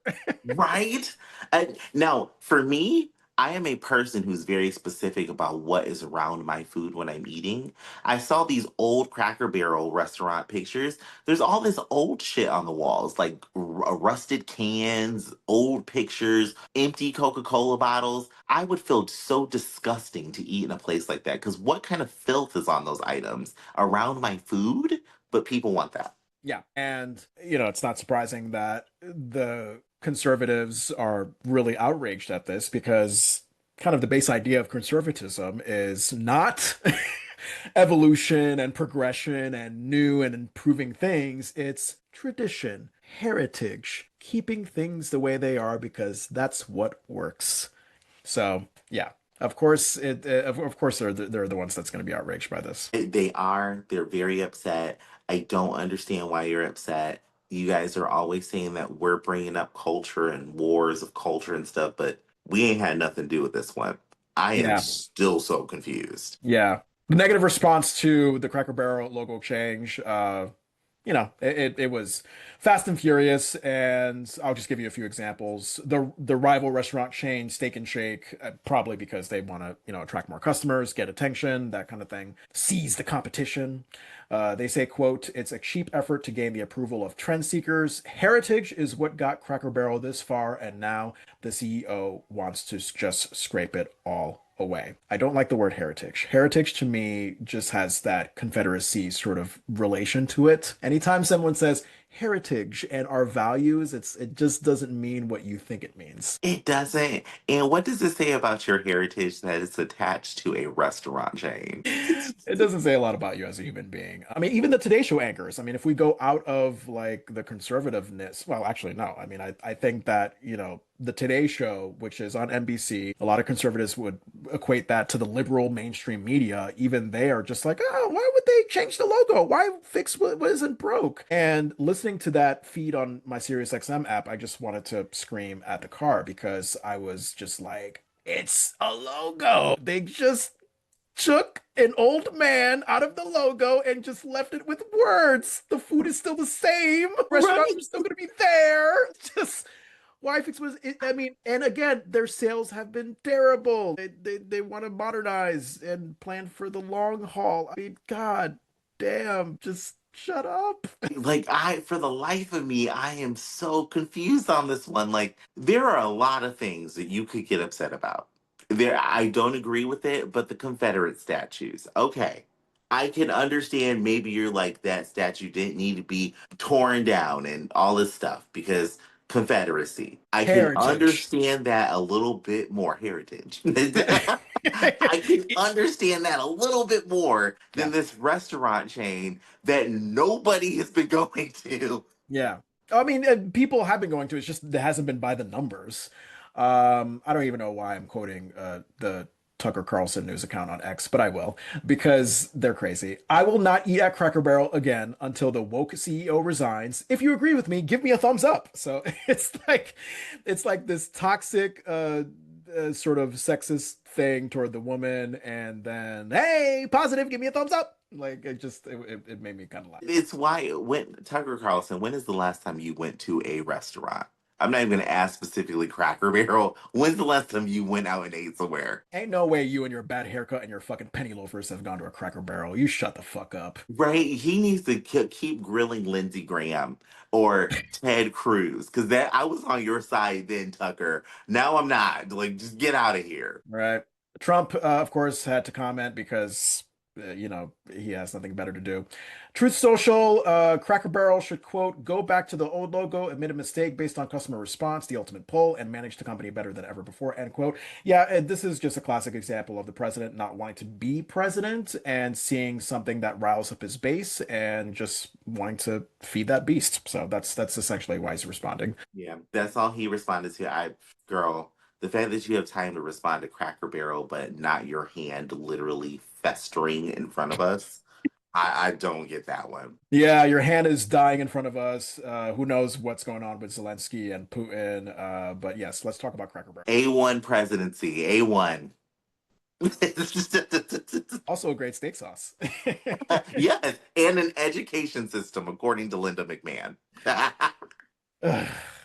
I mean, market value wise, Cracker Barrel apparently they lost almost $100 million. The stocks were plunging like crazy. It's over a logo change. So, um, because Cracker Barrel wants to, I guess, not go completely in the shitter, they have to appeal to these bright minds. And their statement that I at least saw on their X account, they said, "quote We thank our guests for sharing your voices and love for Cracker Barrel. We said we would listen, and we have. Our new logo is going away, and our old timer will remain." At Cracker Barrel, it's always been and it always will be about serving up delicious food, warm welcomes, and the kind of country hospitality that feels like family. As a proud American institution, our 70,000 hardworking employees look forward to welcoming you to our table soon. End quote. So yes, all these wonderful people that were like, "Oh, wokeness," and blah blah blah blah. Cracker Barrel was like, "We love you. We think you're special." Like they were literally like Trump on January Uh-huh. 6th. Go home. You're the greatest people alive. Go take a shower. You did the great work today. Uh, I want Cracker Barrel, Cracker Barrel. This is directly to you.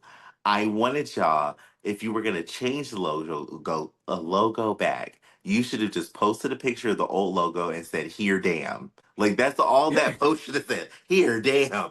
Take your damn logo. You could have done that. And to say that you are an what did they say? A fine American institution. Yeah, yeah, something like that. Yeah. You're Cracker Barrel.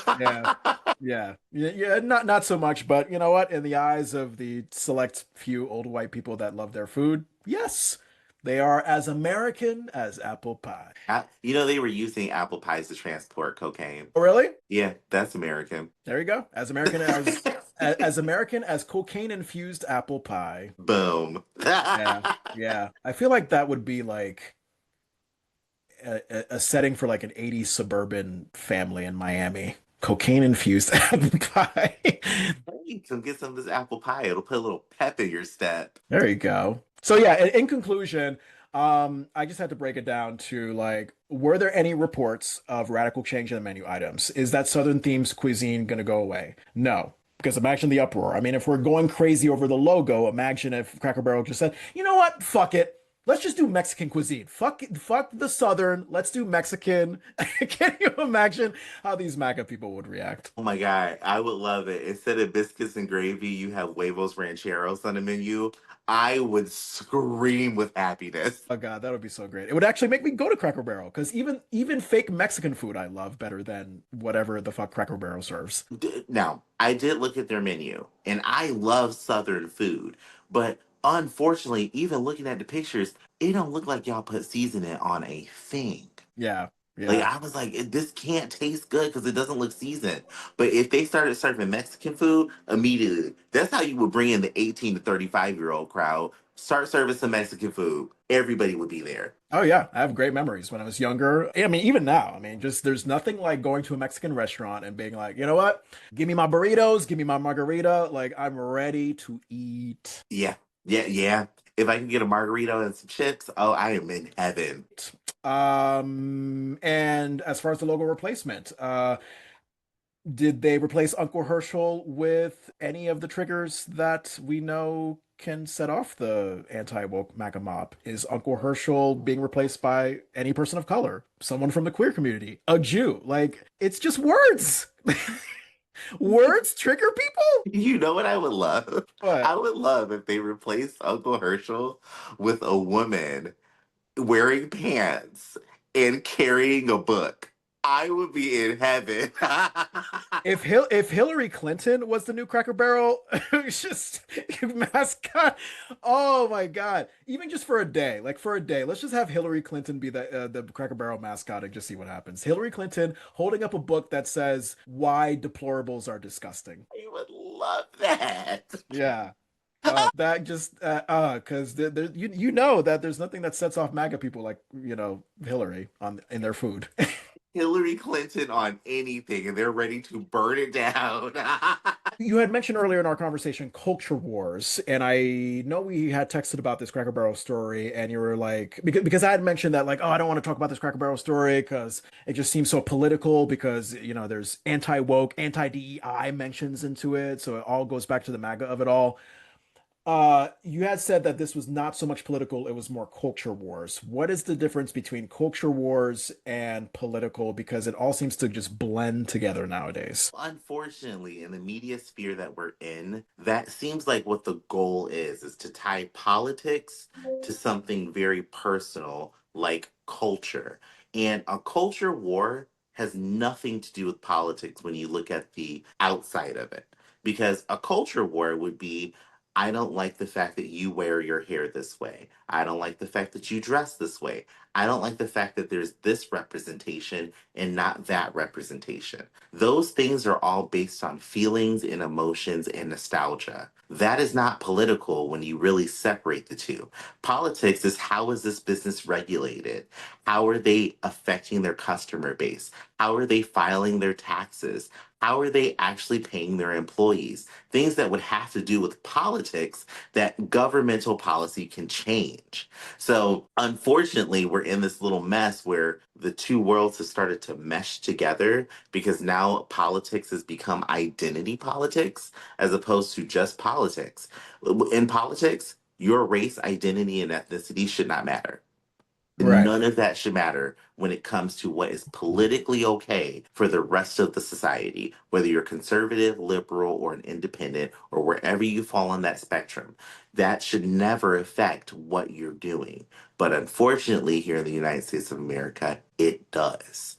So when you messaged me and I was like, well, it's more of a culture war, it's not politics. I look at it as everything that's happening with Cracker Barrel, no matter where you land on the spectrum of your politics, is not going to affect your ability to go vote. Right, right. Yeah. If it affects your ability to go vote, then it is a political issue. But this is not that. Gotcha, gotcha. All right. Yeah, so it sounds like for you the politics of it all is more on the sort of economic fiscal sort of thing, like, how does it affect, someone getting a job or someone getting health care, this and that, and then the culture wars, of course, is, oh, you're transgender, you're gay, you're black, like what the hell? Yeah, essentially that. Because if the argument was by changing the way the Crackle Barrel layout is, it's going to cause more demand on our local energy supply, that's a politics issue. Because Right. now it affects everybody else's home, their money, their finances, and what is regulated there. But by changing the logo, by removing this man who was on there and just having a smaller logo, nobody's affected by that. That's not going to harm or hurt anybody in any way, shape, or form because you can still go get your food and your electricity bill doesn't change. Yeah, I agree. So now that Cracker Barrel has changed back to its old logo. Uh, Old white people, enjoy your food. Y'all better enjoy it. That food better be good. I might go to a Cracker Barrel just to try out the food now that all this controversy has happened, but don't hold me to it, y'all. You have one in Do you have one in Rochester? There is one in Rochester. I had to Google it. It's by the expressway leading out of Rochester. Hmm. So I may actually go try it and just see. Is it worth all the hubbub? I don't know. I have never been to one because I was raised by as a black person, I was raised by a black family that taught me that you should only eat good food, and Yes. that's not food. Yeah, no, no, we would never. I mean, Haitian immigrant family, we would never be caught dead at a Cracker Barrel. That's just never gonna happen. The nearest one to me, since I'm based in Vermont, our neighboring state of New Hampshire, Londonderry, Okay. New Hampshire, is where they have a Cracker Barrel. So, yep.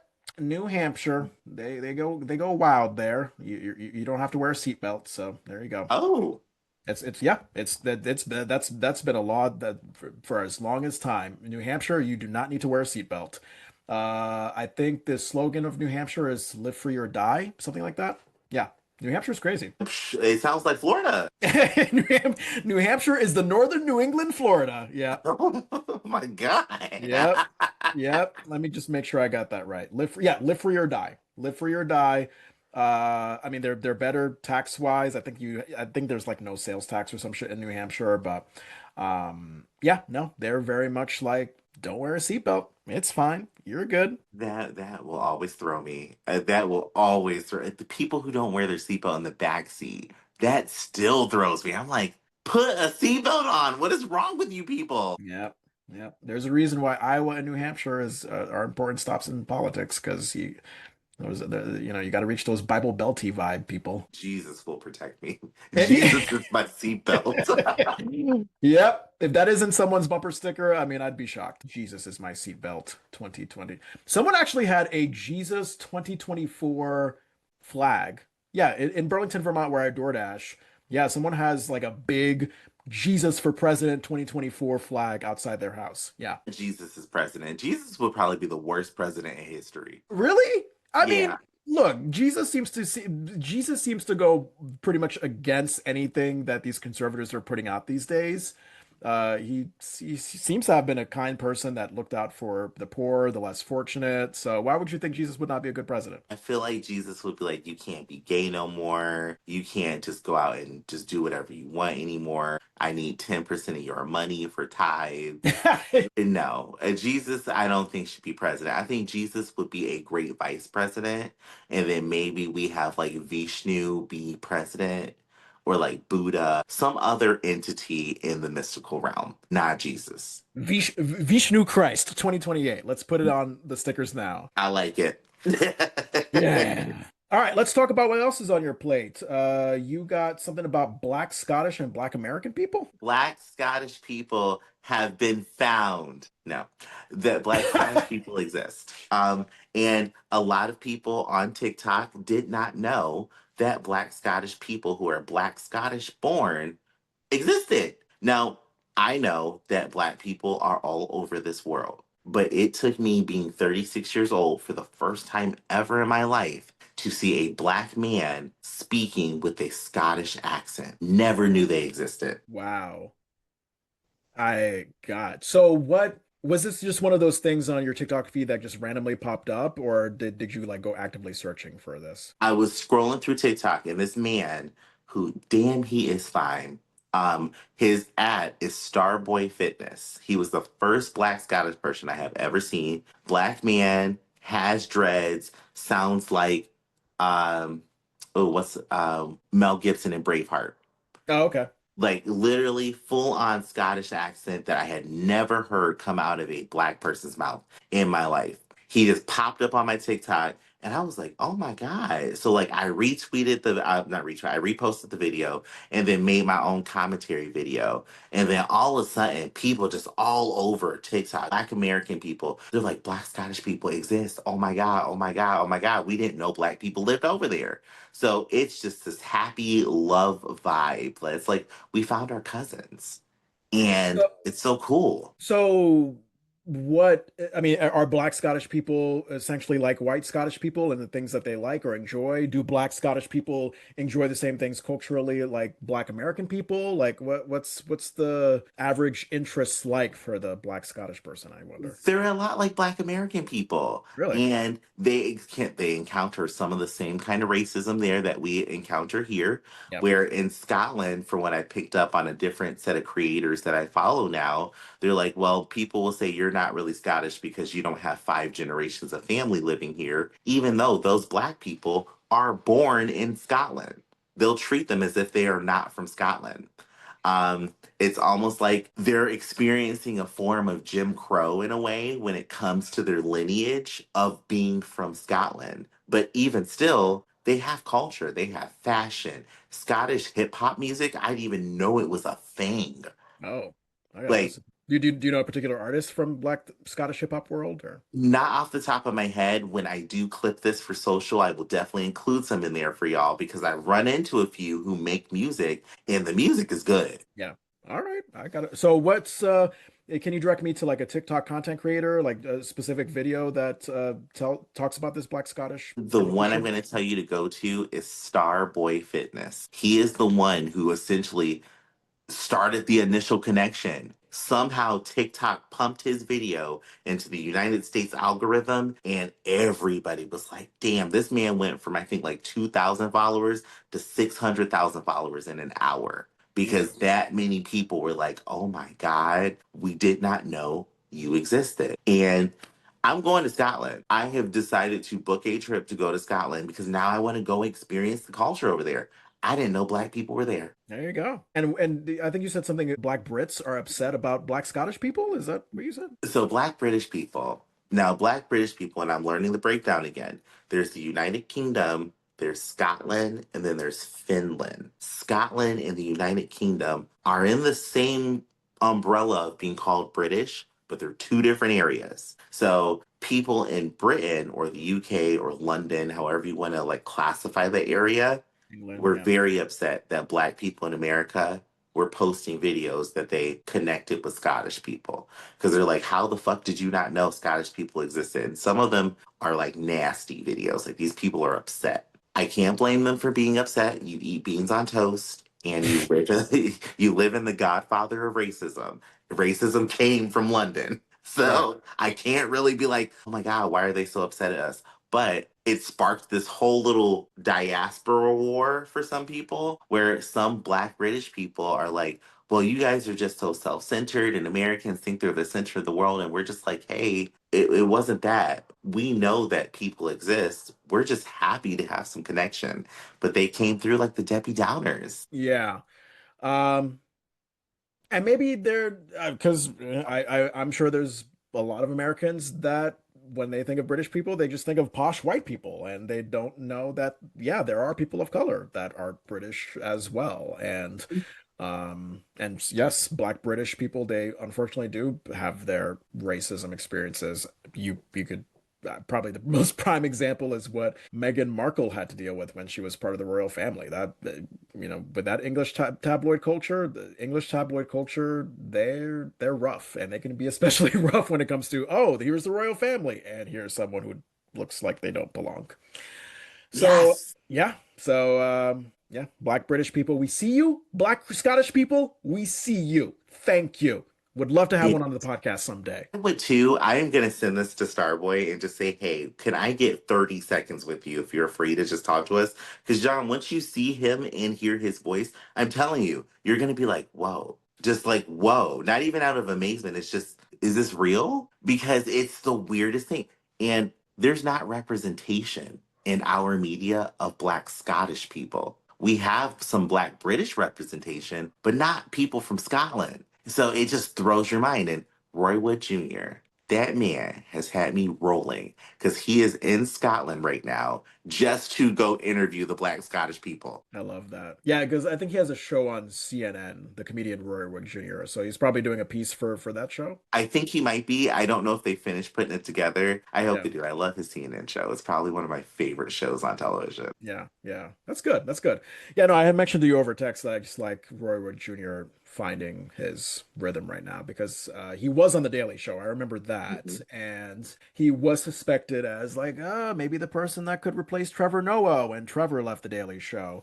And they had this year after Trevor Noah left where like they were just having a constant rotation of guest hosts, and then once it seemed like it was going to be Hassan Minaj's chance to get it, Roy was like, "All right, well, I'm not being considered, so I'm just going to get the fuck out of here and do my own thing." I don't blame him because he did a fantastic job when he did. Did you see the week that he guest hosted the Daily Show? I did. I love Roy Wood Jr. Yeah. He's one of my top tier comedians that I love.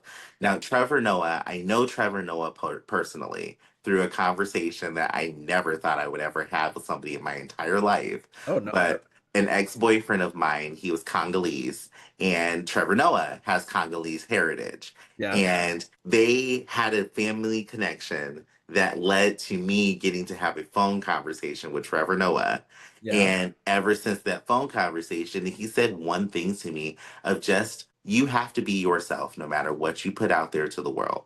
Yeah. And in that little snippet of a conversation that I got to have with this man, I was like, okay, I'm sold. So I love Trevor Noah. And after that experience, all I did was follow this man's career. The Daily Show was Trevor Noah. Like, Yeah. he was so good at it. So then when I saw Roy Wood Jr., and I'm like, oh my God, I hope he gets this part and he gets to take over the Daily Show, I would be a fan for life. And then when he didn't get it, I'm like, okay, I don't fault you. Go out and blaze your own trail. And now he has a show that's even funnier. Yeah, yeah, yeah. Yeah, no, The Daily Show is still doing like guest hosts, with the exception of Monday. They brought back Jon Stewart for Mondays, but then the rest of the week they do guest hosts. So it seems like they're never gonna have like a permanent like 4 night a week host, and it seems like it's been working for them. But Roy is seems to be doing great, carving his own identity. So I'm glad that is happening. And shall we get to our samplers? Let's do it. All right, this is our ending segment where we want you to sample something that we've consumed in culture this week. Like something that you try out at Costco and you're like, "Oh, I think I want to buy a bulk version of those 99-cent hot dogs." Oh. All right. I will start with God. So I think I texted you that I have been on this string of enjoying music documentaries on Mhm. HBO Max, because this is one of the few things where I can be interested in it and my ego cannot say, "Oh, I'm gonna do that because I like it." I can't fucking be a music documentary filmmaker. I just love musicians, bands, their stories because it's always going to be like, oh, like our humble beginnings, and this is when we rose to fame, and this is when we fucking crashed on drugs and fucked this whore that we shouldn't have. Like it's always that like that peaks and valleys kind of thing that is just so fascinating to take in. One of the music documentaries that I took in was Bee Gees, How to Mend a Broken Heart. Are you familiar with the Bee Gees? I love the Bee Gees. Love them too. For you listening and viewing, if you don't know, they're a musical group. They consisted of brothers Robin, Barry, and Maurice Gibb. And they were especially popular in the late 60s and early 70s. They were prominent in the disco era of like the mid to late 70s. If you know the Saturday Night Fever soundtrack, Staying Alive, How Deep Is Your Love, Night Fever, all of that came from the Bee Gees. They're known as the Disco Kings, Britain's first family of harmony, the kings of dance music. I mean, you will hear the Bee Gees if you listen to any adult contemporary or disco station nowadays. You just can't get away from them, even today. You can't, if you go to the Red Cross and get a CPR lesson, you are going to hear the Bee Gees. Because Staying Alive is the perfect beats per minute for chest compressions. And wow, that is awesome. I didn't know that. That's so fitting. And also, speaking of staying alive, one of the many great discoveries that I found in this documentary, like when you think staying alive, you think because of its like upbeat disco-ness and its association with Saturday Night Fever, like, oh, I'm going to the dance, blah, blah, blah, blah, blah. But like, keep in mind, this shit took place in the 70s. You look at the music video, I think they're in New York City. Like, they pretty much were capturing the vibe of New York City in the 1970s, which was this Mhm. poor shithole where you had to do what you can to stay alive because who knows, you could get evicted, you could get shot, like so seeing that music video in the documentary, and then comparing it to what I thought Staying Alive was about, like it was really interesting to have that. It is. I've seen the documentary and Oh, I love it because great. I'm one of those people. Like, I know what it is to go have a whore night and then come back the next day and you're like, oh my God, I should not have done all of that. Yeah, I mean, and that's pretty much the vibe if you're going to Studio 54 and you're listening to the Bee Gees and you're, hooking up with this person or doing drugs backstage and blah blah blah. So yeah, the Saturday Night Fever soundtrack, by the way, it was the best-selling album in music history. But then, you had a little something called Thriller from Michael Jackson that beat that, and I think I could be wrong, but Thriller might still be the best-selling music album ever. It is. It is? Oh, It wonderful. is. It still holds the title. God damn, Michael Jackson, with all those allegations against him, he is probably the only person that can't be canceled. He can't be canceled. That man is phenomenal. I don't give a fuck. It, Like, it I'm sorry. There's nothing you can tell me to stop me listening to Michael Jackson. he's in. I was listening to him while I was picking up dog poop today, and I was like, oh God, MJ, you slap with that off the wall song. Hmm. Oh Lord. Anyway, so the Bee Gees. Oh, so you watched the documentary. All right, so let's talk about it. Did you already know about their early days when they had a more Beatles-esque British invasion pop rock? I didn't know that either. They had the very British invasion pop rock sound back in like the 50s going into the 60s, and I was just like, this ain't my disco Bee Gees. What? Did not know. Had they stuck with that, they would not have been as successful as they were. Yeah, and I guess the same could be said of the Beatles because the Beatles also they had an evolution too because they had that sort of like 60s Beatlemania, like I wanna hold your hand. And then like you hear the music of like the 70s and they just had this very hippy dippy philosophical thing to their music. So yeah, like the Beatles and the Bee Gees, they just grew with the times and it only benefited them. You listen to slower ballads like Massachusetts, and these are not the same guys that you think would produce Night Fever and How Deep Is Your Love. So I Mm-mm. was like really shocked by that early Bee Gees sound. And How Deep Is Your Love is one of my favorite songs. Oh my God. I mean, like it's interesting because they moved away from the slower Massachusetts like ballads, but when they infused like a ballad with their like R&B disco sound, oh God. I listen to that and I'm just like, imagine how many people were fucking to that song back in the day. Like that is a fuckable song. It is. It's one of those songs where choke me and fuck me down. Like, it's so good. I have this memory of being in a college theater production and I was hanging out with one of the cast members afterwards. I think he had a convertible or like a car with like a sunroof or whatever. And he was a fan of the Bee Gees. And I just have this memory. He was just blasting a really good Bee Gees song that wasn't as familiar as Staying Alive. I think he was blasting Nights on Broadway. And the Mm. way you could just drive with Nights on Broadway blasting as a college kid, and you would think a college kid in the 2010s, like, oh, who's the fuck is listening to Bee Gees? No, if you're into Bee Gees and you're a college kid and you're just taking life by the horns, it's great. I can see that. Now, tonight when I'm out dashing, I'm gonna have to play that. Yeah, no, oh, I got to play that when I'm dashing tomorrow. God damn it. So we're both going to be doing the same thing. But yeah, the trajectory of the Bee Gees period. I mean, you have the period where they broke up, and that was like in between their old period and their new period. They Hmm. they reunited. They realized that the world had changed since they were last together, so their sound had to change with it. These are guys based in the UK, and they were like, all right, fuck it, let's move to Miami. And that completely influenced them because all of a sudden you have this like very sexy R&B disco sound that they're well known for. Then of course you have the phenomenon that was the Saturday Night Fever soundtrack. You have the solo career of that other brother, Andy Gibb, and Andy Gibb could have completely been, I don't know, the other Joe Bro, the like Kevin Jonas, whoever the other Jonas brother is, where you just don't give a fuck about the person. But shout out to Andy Gibb. I mean, Andy Gibb, unfortunately, like he passed away from just addiction. He didn't have a good end, but um, he had a solo career that sounded much like the Bee Gees music, but he Yeah. he thrived. Yeah, remember that part of the documentary when Andy Gibb was doing his solo performance on some show, and I'm just like, that literally sounds like your brother's music. 100%. When he was performing, I was like, so everybody else is gonna come out because this literally sounds like one of their songs. Literally. Now I don't know, maybe this was like kissing up service that white music people are doing nowadays because of the era that we live in. But I still appreciated the multiple shout outs that they gave to the influences that they got from black musicians. Um, for example, are you familiar with a group called the Stylistics? When the Bee Gees had mentioned them as an influence, I was immediately brought back to when I saw the Stylistics perform on like one of the first season episodes of Saturday Night Live back in 1975 or 76. And when I heard that lead or one of the lead singers do that falsetto, I was like, oh, they're doing the Barry Gibb falsetto. I'm like, ah, like that kind of thing.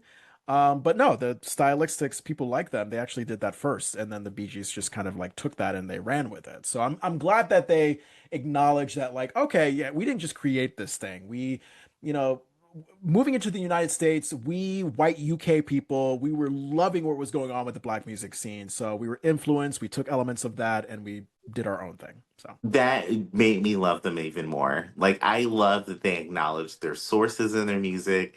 There's only one other group of white musicians that I know that have done that that have made me fall in love with them, and that's Hall and Oates. yeah. Oh, God, that's a vibe. Yeah, Hall and Oates, not Witchy Woman, that's the Eagles. What's the song from Hall and Oates that's like a good vibe that talks about Um, oh my God, Wake Me Up When the Morning Comes. yeah. Um, Oh, she's a good girl. You can have what? enough for the money. You can something like that. Oh my God, I know every lyric in the song. Why can't I think of the damn name of that song? I don't know, but like but also Witchy Woman by the Eagles. That's a vibe. I love Witchy Woman by the Eagles. So Yeah. good. Have you seen the Eagles documentary? Because I saw that like 10 years ago on Netflix. It's so great. It's so great. I need to see it because I love the Eagles. So I need to watch it. The only reason why I haven't watched it is because I get so sad when I think about the story of the Eagles. Like, I'm just like, oh. Yeah, yeah. I think lawsuits and all that shit. Like as with most bands, I mean, it's hard to stay together and not like have you have you heard what's going on with the police lately? With Sting and the police? No, what's going on with the police? It's so if I remember correctly, by the way, this is a 40-year-old beef because the police they had their time between like 77 and 84 and bandmates are suing Sting. Other bandmates of the police are suing the lead singer Sting because 40 years later there still seems to be this conflict as to who was instrumental in creating hits like Every Breath You Take. They will not stop fighting. So that's kind of where it is that like for years there's just been this debate as to like, oh yeah, who's the person that really like made Every Step You Take or Every Breath You Take what it is. I don't know. I heard that on the Today Show and I'm just like, oh my God, you guys just will hold a grudge for a while. They gotta let that go. And John, why are we sitting here beating ourselves up for the name of the song and we both said it? It's Rich Girl. Rich Girl. Yeah. That's the name of the song. Yeah. Yeah. I interviewed I believe I interviewed John Oates. Is that his name? John Oates? hmm Yeah. So for those of you that want to look deep into this podcast feed, many years ago, I interviewed John Oates for like 10 minutes and he was awesome. So, another example, him and Hall are not great. They have a falling out. So just if you're a successful band or duo, just know that you're just going to hate each other within a few years. They still make good music together. I saw them 2 years ago when they were here in Rochester, and the music was still good. But I and everybody else noticed after they were done performing, they went separate ways off that stage. They did not go with each other. Yeah, they were just done with each other. All right, so back to the Bee Gees documentary. Do you remember when they talked about I mean I could relate to this because I used to work in radio. When like back in the day, because if you can imagine, obviously like top 40 radio, the common criticism is that like you play the same like 5 or 10 songs over and over again. If you can Mhm. imagine, the playlist rotation for top 40 radio back then was even smaller than it was today. And the Bee Gees, they probably took up like 90% of the most popular songs in the world during their peak. So Mhm. when you have that radio DJ in the documentary, just be like, oh my God, I wanted to take a fucking hostage every time I played a Bee Gees song because I don't know, maybe you would hear 4 or 5 Bee Gees songs in an hour. Like the Bee Gees, I can understand how that kind of sound, if you hear it like multiple times in 1 hour, it could really grate on you. You see, I would probably snap because I think about, and I'm pretty sure you should have experienced as a kid listening to the radio station. You had maybe 12 songs on repeat, depending on what station you would listen to. And if the Bee Gees took up 90% of that airspace, I would be like, oh my God, just put the album on play and just go to a different station. Yeah, yeah. I remember, I'm automatically thinking of this hip hop and R&B station that was popular, and I think still is popular in my home state of Connecticut, that I listened to when I was growing up. And their slogan was like Hot 97 or Hot 93.7, 18 jams in a row. And they really lived up to that because, how many times can you hear, because I got hot, because I got hot, which the censored version was because I got hot, but obviously it was because I got high. Remember that song? I love because I got high. Did Yeah. you hear the mix that they made for that? Well, oh my God, there was a police officer who broke into that man's house and they were looking for sex trafficking paraphernalia. And he Jesus. started like molesting a lemon pound cake with his eyes. Like he's like staring down this pound cake. Is it Afro Man? Is that Afro Man Afro song? Man sounds familiar. Yes. Yeah. Is this what happens when you have a one hit wonder? You just go fucking crazy for attention? You kind of do. God damn. Get your life together. It's so Um, good. yeah, and then the part of the documentary where of course they give a shout out to the queer and black communities and really the queer black communities where disco originated from. And then, much like the overall relationship between like black music influence and white people taking it to the mainstream, what happens? Disco becomes this mainstream thing. The part of the documentary, remember, where it got to the point where there was like a music video with like a disco duck, like someone dressed as a mascot duck and doing the Yes. disco. Oh my God. What a time to live in the era of the disco duck. Disco Duck is iconic. If you've ever seen Club Kid, like Club Kid fashion, like early grungy 90s, you'll find people dressed as the Disco Duck going to clubs. That shock jock from Chicago, the one that was like leading the Disco Sucks Hmm. rants, and it got to a point where he actually held a rally at some, I don't know, baseball stadium. Disco sucks, disco sucks. And there was I believe a black gentleman who worked there at the time, and he had like an element of racism to this story because like I think he had mentioned that like when they were burning the disco records, it turned out they weren't really disco records. Like all these white people like disco sucks and they're burning the records, and turns out a lot of them were actually more like R&B records from, hey, black artists like Stevie Wonder and such. So yeah, there was like there was that element of like, oh yeah, like white people saying disco sucks, and then it's just black R&B people that they're burning and they don't really know.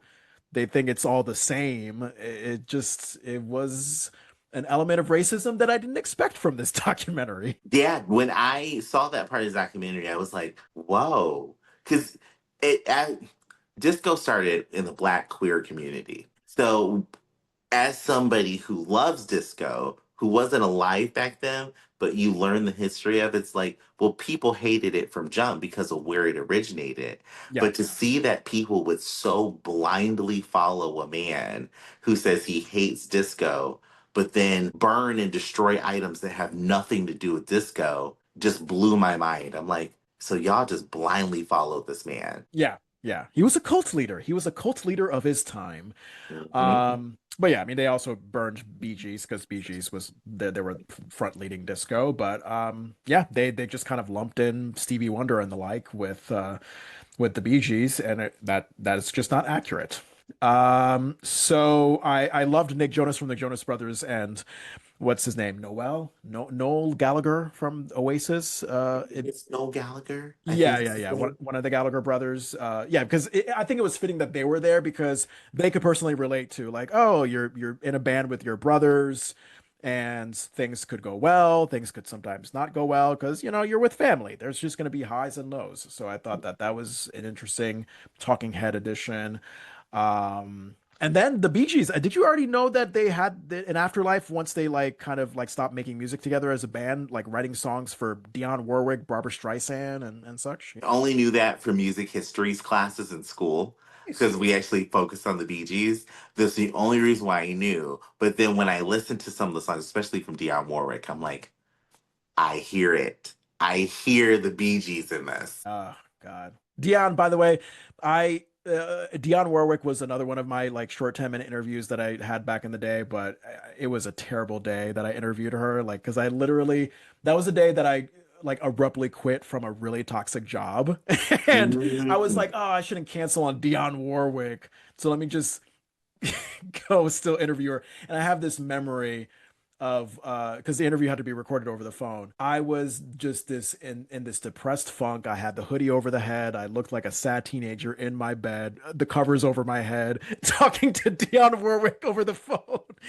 And I don't even know if that recording still exists somewhere, but I was not in my right mind. So Dion, I hope I get a chance to interview you again when I'm in a better state of mind. I need, okay, will you be okay if I use that clip for social? Yeah, sure, why not? Okay, because that is that's a harrowing story all at once because we all have those moments where we don't want to be in that space that we're in. But the Yeah. fact that you got to experience that with fucking Dionne Warwick on the Right. phone, it's that is phenomenal, and I feel for you all at the same time. Yeah, yeah. But you know what, Dionne Warwick, I think she's the same one. Like, wasn't she known for like having like just going off on Twitter about like random fucking shit? Yeah, yeah, yeah, yeah. So I think she's like kind of in her old lady, I don't give a fuck, I'm gonna do and say anything stage. She didn't really sound quite there in the interview as well, so maybe we're like on the same path. But yeah, I just Dionne, you don't remember me, but I love you.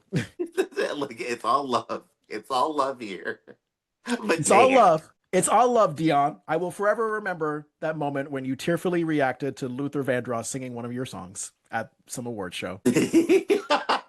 House is not a home. The house is not a home. I think Yes. the Soul Train Awards or some shit like that. If you look up a clip of Luther Vandross singing that song and he's really like he's really putting on the notes, and it was supposed to be like a Dionne Warwick tribute, and the camera cut to shots of Dionne, and she was just moved. Hmm. I don't know her. It's a parasocial relationship, but it's one of those things. Whenever I would see her on television perform or anything, I'm like, that's my aunt. I see her. Yeah, and I think she was Whitney Houston's cousin. I think she's related with Houston. Yeah, something like that. Anyway, Bee Gees, How to Mend a Broken Heart. Sorry, that was a rambling sampler, but that is my sampler. So I recommend you, listener and viewer, watch that. Don't listen to that because that's weird if you just listen to that. I love it. Okay, so my sampler is going to be Project Runway. Project Runway is back, y'all. Brand new season. I've Are heard you? that. I've heard that Law Roach delivers in this one. Law Roach certainly does. I love Law. I think Law is amazing. If you're familiar, have you ever watched Project Runway? No, I'm aware of its impact on the culture. I think I'm aware of Heidi Klum as one of the judges. Is she still there? She's back. Oh, wonderful. So explain what the show is because I forgot.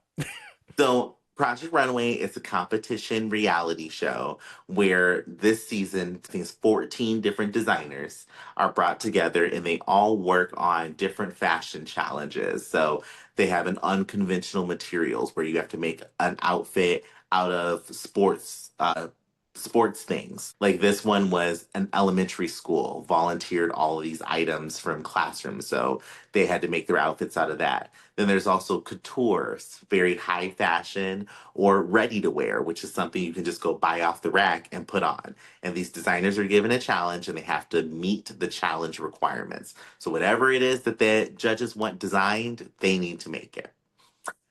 Very good. Yeah. Very good. All right. So Um, where can you catch Project One Way? so if you have Disney Plus, you can watch it on Disney Plus because it's a part of Hulu. Or if Oh, you have Hulu by itself, you can watch it there. It's season 21, I think it is. yeah. But after season, I want to say it was 11, they got rid of Heidi Klum and Tim Gunn, who were like the mainstay people on the show. Heidi Klum is back. Nina Garcia, who is the editor in chief of Mary Claire magazine, is back, and Law Roach is now the new judge. And if y'all want to see some good, messy television, it's good. Law is eating these girls up, but then also is very fair in his critiques. Nina, if you're familiar with Nina Garcia, she will either make you smile or cry. Wow. Like there is no in between with that woman. She either likes it or she hates it, and she will tell you why and how she hates it to your face. Jeez. All right. Um, Is Heidi, she's it, fun. Go ahead. yeah, the critiques, are we getting like, is it like early American Idol Simon Cowell vibes? Is it better? Is it different than that? It's much better than Simon Cowell. With American Idol, I felt like the critiques, especially for Simon, were really just meant to rile people up. This is like, no, we're going to critique you, and it can be harsh because fashion, you're either in or you're out. People are going to wear it or they're not. And they help these designers really actually build a career for themselves. I would say Project Runway is the only competition reality show that I'm aware of where the people in the show actually go on to develop careers. Mm, all right. Well, Project Runway, I got to keep that on my watch. And Law Roach, he's a legend in the fashion community, isn't he? He is stylist and image architect is what his job title is. He's dressing most notably right now Zendaya. So Ah, pretty yeah. much anything Zendaya's in, Roach put her in that. Yeah, I think that one of the recent Met Galas is when I first heard his name. So yeah, and what a name, Law Roach. Is that his stage name or is that his real name? That's his stage name. I don't know if he's changed it to his legal name. Right. I'm not familiar with what Law's original name is, but Law has been big in the ballroom community, and that's like gay ballroom. Yeah. He's also been very big in fashion, very big in the music and image industry in general. Yeah. I know that he's worked on television shows and movies, and he styles tons of people. You will know Law Roach has styled you because that style is so specific that he brings to this fashion that is, I love it. Nice. All right. Project Runway. What a sampler. Thank you for recommending that. All Every right, that's Friday it. too.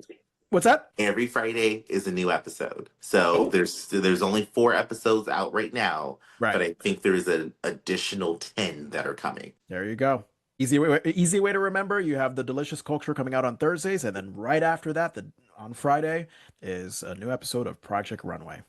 Yeah. All right. Thank you all. Listen to the Delicious Culture wherever you get your podcasts. We are on Apple, Spotify, iHeart, Amazon, SiriusXM, pretty much anywhere you listen to podcasts the old fashioned way. If you are like me and you still consume podcasts like it's fucking 2013, audio, that's fine. And I get it. Look, there are people out there that are just like, I don't have time to see a podcast. You have to be really good. Like I think the last time it was one of the Las Culturistas podcast episodes because I just love those guys so much. But other than that, yeah, I mean, if I see a video podcast thing, it's probably going to be like a 2 minute clip. I can't sit through 2 hours of people talking. I can. The only video that you're going to get me to watch is if you're talking about video games. Yeah. That I will watch. But a podcast, I'm sorry, y'all. I'm audio only. I love just audio only. That being said, if you want to watch us, we're not going to hold it against you because we do have full video episodes on Spotify and YouTube. Please, if you're on YouTube, subscribe, comment, like, share. It really helps us out. You can email us at thedeliciousculture@gmail.com. We are on Instagram, Threads, Reddit, and again, YouTube at The Delicious Culture. Follow, subscribe, comment, like, share. We will love you forever if you do that. Same call to action as above. What's it for TikTok? Just what? Follow, comment, share, repost TikTok. Yeah. Follow, comment, share, and the next 400 listeners that follow us on TikTok, I will give you a shout out when we can go live. We only need 400 more followers. There you go. Love it. I almost thought you were going to be like the next 400 followers gets a free panini. If I could send y'all paninis, I would do it.